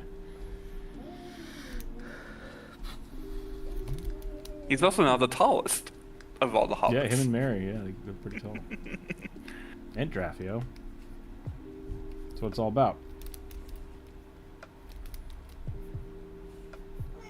I just love in the extended edition when, of the second movie, they're like, he drinks it, he's like, rattling off like heights, and it's like, 3'4", 3'8". That's like, that's still super short. Yeah, it's still super short. Fool of a took. Throw yourself in next time and rid of your stupidity. Yeah, that's like the most, most passive aggressive. Well, I guess that's just super aggressive. But it's like, yeah, I also love when they meet Gandalf in his white form. I think he's Saruman. Gimli makes the comments like, "This Gandalf is even more grumpy than the last." I think it's just because Gandalf has no patience for idiots and dwarves. Sometimes those are not mutually exclusive. I love Gandalf in the Hobbit cartoon, the Rankin Bass one. Because like they're just like, there's a hill, and Bilbo's blowing smoke rings, then Gandalf just like ninja vanish, or like ninja appears. He's like, hello.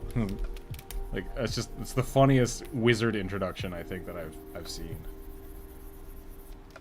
Just like, why is Gandalf a ninja now? I'm confused.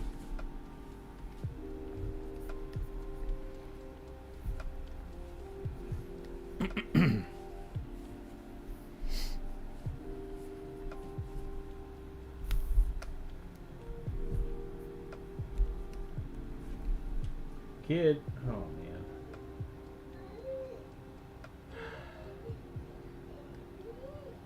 I don't want to block off that door because then he can't explore, but he wants to explore, and that means I have to go pick him up and bring him back over here because he can't go running around the house by himself.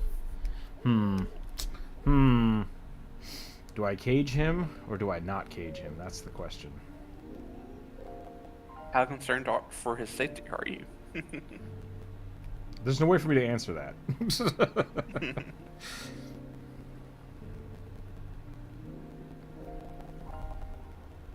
I see you.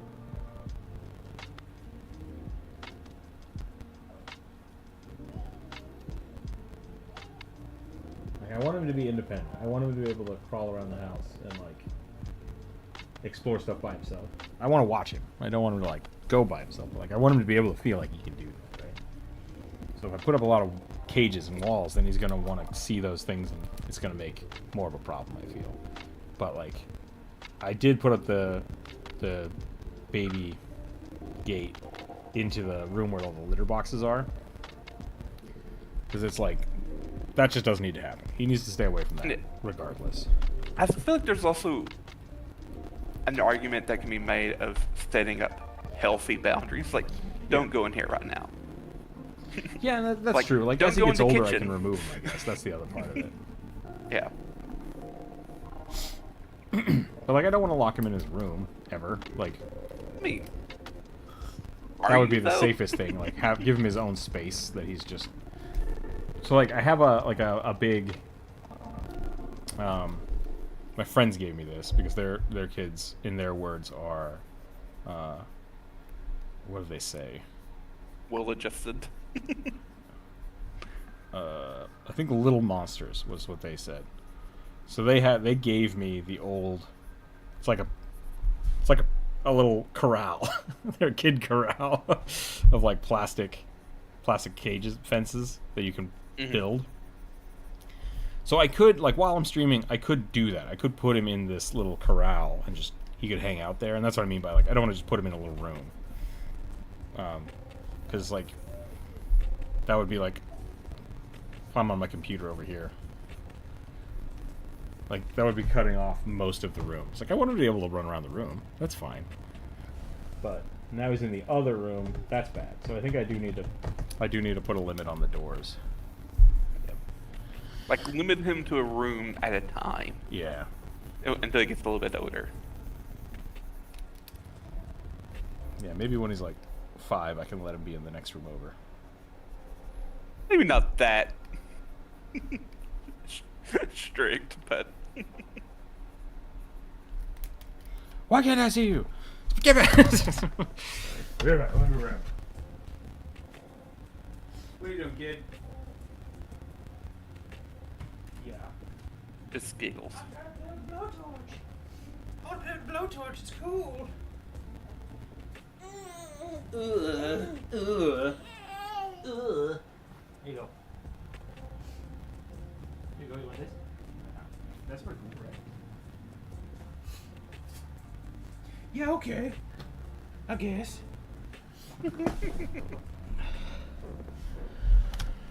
You could always leash him. Yeah, just put a little, like, one of those dog zippy lines to him so he can't get more than like 20 feet from me. Look, that's worse than putting him in a cage. Just Might tie him just to be the me, though. ceiling, like with a dog run, just on the. Like put a bar up on the ceiling with a little leash. Do, do, do, do, do.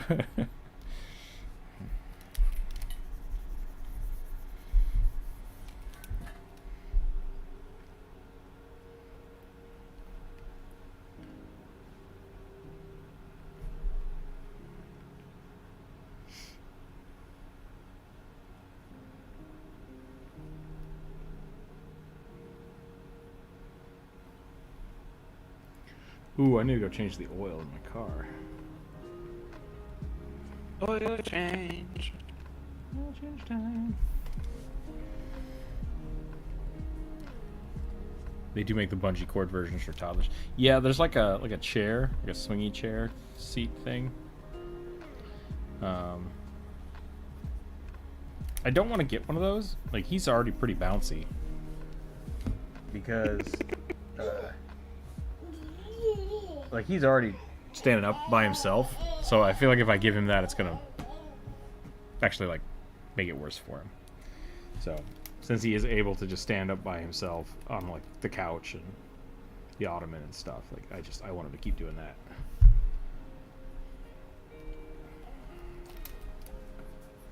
But he loves to bounce. He do love to bounce.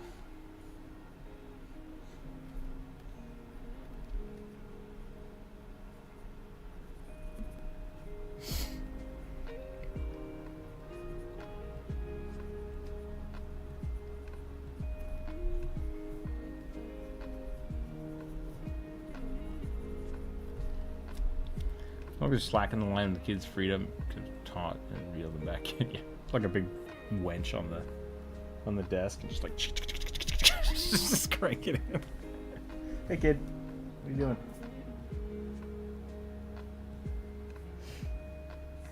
Be careful.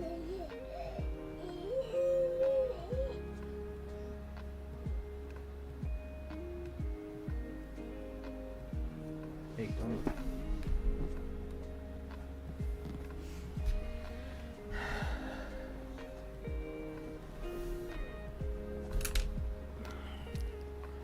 Alrighty.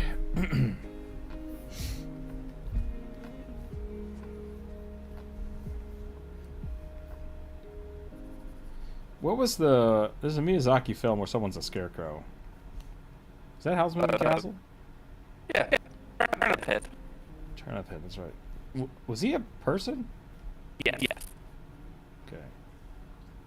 So we're going back to when, like, there were no resolutions to anything in a lot of Miyazaki movies. That's one of them. So, spoilers for, like, a 20-year-old movie? Yeah.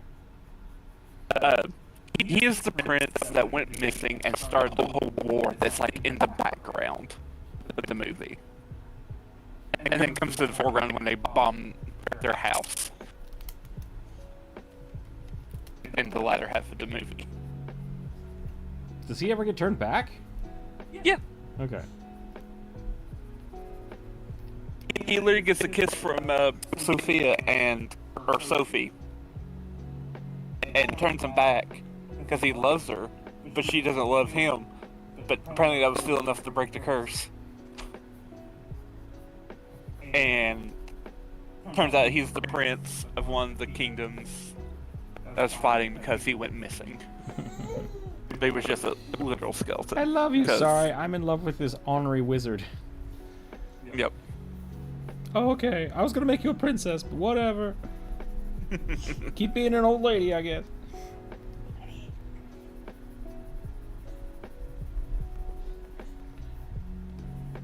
But yeah, it's just like, okay.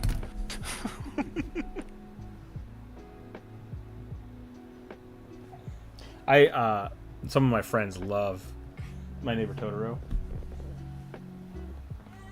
I don't know if I've actually ever seen it. It's a weird one. But like there's this internet theory that the two kids are dead the whole time. Oh yeah. And I tried to explain that to them and they were just like, "You shut your mouth."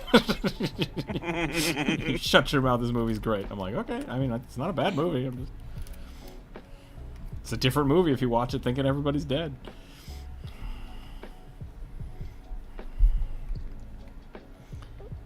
Wait, I wouldn't put it past Miyazaki.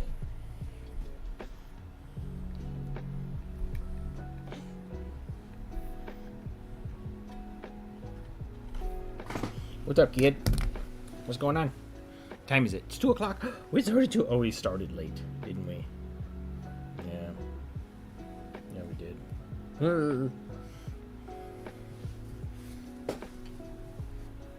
No, that's my pen. You're not allowed to play with that one.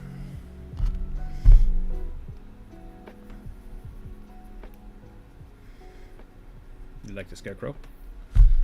You like the scarecrow? I think I just poked you in the eye. Let's do another one. And then maybe we'll call it after that. Go watch the new video.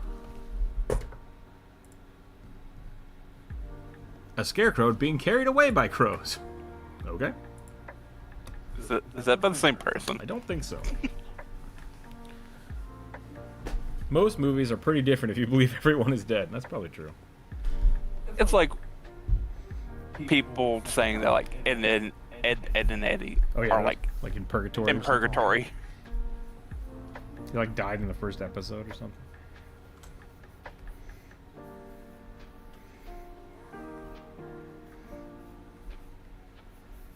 Kid, why? Why must you do these things? Why must you make it more difficult for me to work? My job. Get a job. Get a job, kid.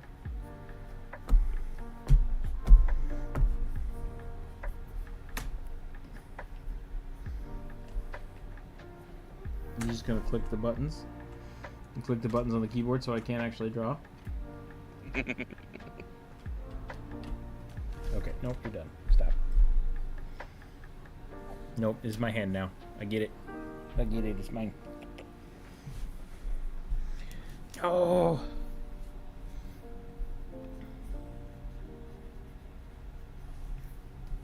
I cannot be contained. I can be contained. I'm being oppressed. I'm being oppressed. I'm your king. I didn't vote for you. We should make one of these days for Druid's campaign. We should make those two characters and just play them for fun. The two peasants. The two peasants, yeah. And just like bitch and moan about the government system that Druid has set up. I mean, I feel like we're already almost there anyways in real life. So I don't think it'll be too hard to roleplay those characters.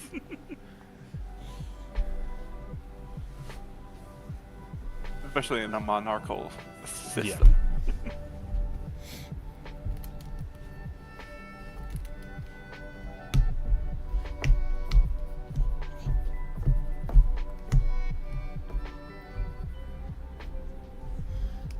Well, I finally did the math. I start with 10 formulas Okay. in my book At level for 2? my alchemist. Yep. Because I think it's 2 per level, so you get 4. and then you get 2 for your specialization, right? Yep. Yeah. Which I think they have to be. If you took the, did you take the courage surgeon or whatever? No, I took the bomber Okay, one. so you got 2 of those have to be bombs, I believe, right? Yep. Okay, so that's 6. And then where are you getting the other 2 from? Did you take feats? Yeah. So You gonna eat the microphone? I'm sorry if this is loud, everybody. yeah. Let's see. Hang on. Let me Oh, pull you up pushed the button. the calculator. Yep. You done? Hopefully it'll still be in there. You done now? Ooh. Yeah, so I took the feat called dear Lord, Alchemical Scholar for Hobgoblins, Cool. Okay. and that gives me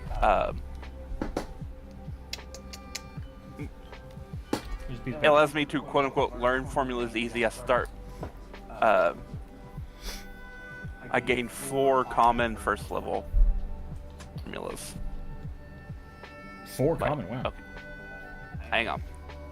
That may be wrong. So now Let me look with at- the new alchemist, when you learn a common recipe, do you have to learn the higher one, or do you just get the higher one as you level up? As you level up, It just So levels you- up for you.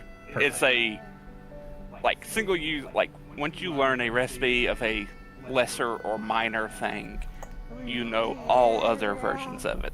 That's great. It's implied you're just like increasing the potency. That is how it Through- should be. That is good. Let me see here. Formula book. Okay. Gross, You start with a formula book for free, which the formula book contains 2 common first level alchemical items of your choice. Kid. Jeebus Christ. All right, hold on. Back to the floor with you. Here, you can have the other keyboard.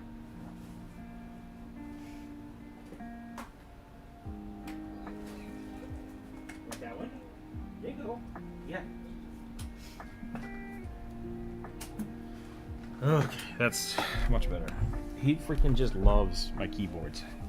And it drives me crazy. Yeah, so, alright.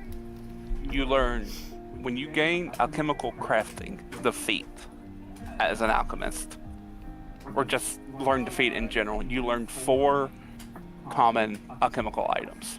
Okay.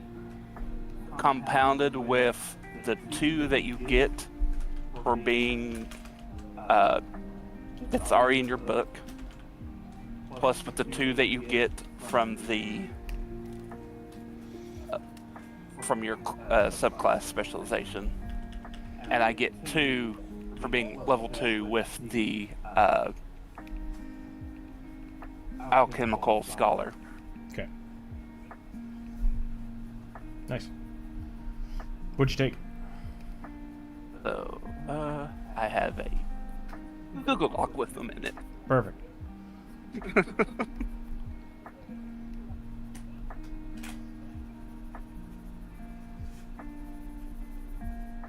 So I took alchemical fire or alchemist fire, Mm-hmm. a frost vial, bottled lightning, lesser elixir or elixir of life. I took ghost charges. Is that like cold iron bomb? No, so it's a positive energy bomb Okay. that works on undead. Nice. I also took glow Alchemical rods. holy water. Yes, basically. But it's like described as being like full of salt. Nice. So it's like being like a Winchester. There's a. Go ahead. Keep going. Talk about this in a minute. Yep. Elixir of life, ghost charges, elemental ammo for Druid's character. Oh, I see how it Just- is. I mean, they're not some game breaking at all. Glow rods, the cheetah elixir, and I took the goo grenade, and I was going to ask about this one. That's fine. iron wine. Okay. It seems very fun. Let me Google it real quick. You stuck?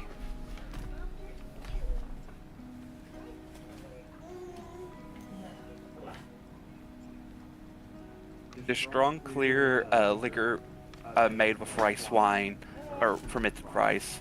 When you drink a cup of iron wine, your sweat becomes highly combustible Okay. for the next 10 minutes, lighting at the slightest friction. This causes unarmed strikes to deal an additional 1d4 fire damage. Drinking more than a cup of iron wine in a single day gives you weakness 5 to fire until your next daily preparations. Okay, I was gonna say, like, if you punch somebody makes you explode, wouldn't someone hitting you also make it explode? I mean, presumably. We'll play with that. We'll see how that goes. Yep. I don't see a it's problem also with an- it. I just like that one's gonna be interesting to play. Yep. It's an uncommon item, so obviously I had to like, can I have it? Yep, that's fine. I don't think that'll be an issue. Yep. I already asked about the goo grenade, so. Goo grenade is really funny. I used that a couple times. I've also used the goo, like you can turn that into bullets. So you can like shoot people with goo guns. Yep. Yep. Because I was kind of like tossing it up between that or like just an acid flask, but I like Oh my. the controlling aspect of the goo flask or goo grenade, where it can slow people down.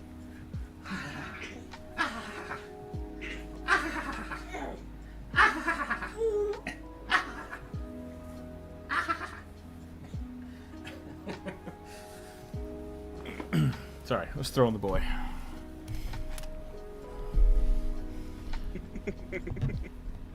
You two are in a stock of help fabric away from Waldorf. Yeah. Yeah. I definitely can get into Waldorf or Statler mentality That would be easily. fun, yeah. It was short. It was stupid. I loved it. Is breakfast over? I don't know why. Because they're with the bacon. Miss Piggy leaves the house. They're pretty great. I love Waldorf and Statler.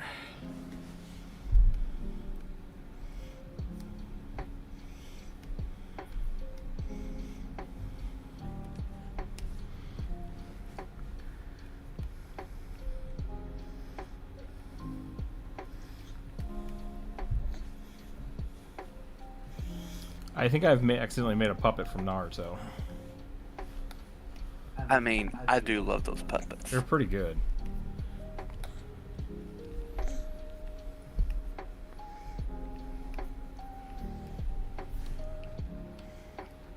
Like if I was in that universe, I would want to be one of those puppet masters. They make the greatest sound too.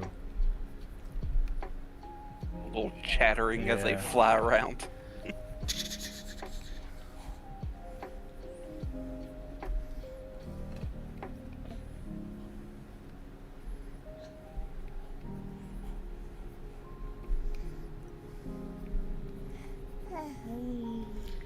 I've been debating whether or not to start watching. I never finished Shippuden. I should. I got to like the last season, and I just never went back to it because I was watching it like as it was coming out on Hulu, Yeah. and like My issue just got tired. with the later part of Shippuden, so like there's the whole war pain, the pain, Yeah. where he attacks the village and everything, basically kills everyone. Yep. That's fine. I think it probably should have ended after that, Yeah. That's kind of where I stopped. because after that there's this called the Five Kage Summit, where they all get together, discuss the Akatsuki and Sasuke, and they're all like, yeah, we need to kill Sasuke because why not? He knows too much. He knows too much, and instead of asking for help, he's just kind of a dick. Yep. And so then there's like the 5th Great Shinobi War, or 4th, whichever it is. And it just goes on and on. And there's a lot of like losing the plot. Yeah. Alright. I think I need to call it. This kid is getting sad. Doesn't want me to put him down, so probably take a break here. Thanks for hanging out today, everybody. Yeah, go watch the Mummy video. Put a comment on other people's comments. Apparently YouTube likes that. They say. And then I got a message from YouTube that was essentially being like, hey, the metrics on this video are great, which means that everybody is liking and subscribing, so thank you. But it's like, for some reason, people aren't seeing it. It's like, that's your job. Like, that's your job. Yep. Your job is to show it to people. What the crap? Comment on my video. Not my video. Comment on my comment about the tobacco mummy. Yeah. I like that tobacco mummy. We might have to do a draw for that. I think that would be fun. Okay. Yep, I gotta go. Thanks for hanging out today, everyone. Kid, you can't just keep spinning. Like, spinning is not... You spin me right round, baby, right. Like, he'll look left, and then like, I want to go left, I want to go left, and then he'll get right back to where he started from. He's like, what's over here to the left? It's like, God, come on, kid. Like, use your head. Look, just turn just your head. It'll be fine. He's learning. He's learning, yeah. He don't know no better. You make it sound like he's an idiot. He's just a dumb baby. He doesn't know yet. He just learned how to move. He's doing real good for just crawling for like 2 weeks, so I gotta give him credit. But thanks again, everyone. Have a wonderful, wonderful week. Tomorrow, next week, we'll be back for the Halloween shenanigans. I guess we'll be back on Friday. We'll be back on Friday before that. But next week, I want to do just like pure Halloween draws. So that'll be fun. Other than that, I don't have much else. We'll see y'all on Friday. Go watch the video. Go comment on the video. Share it with your friends. Watch it on repeat. I don't know. Something. Other than that, stay happy, stay healthy. Keep your head on the table. We'll catch y'all later. Bye, everyone.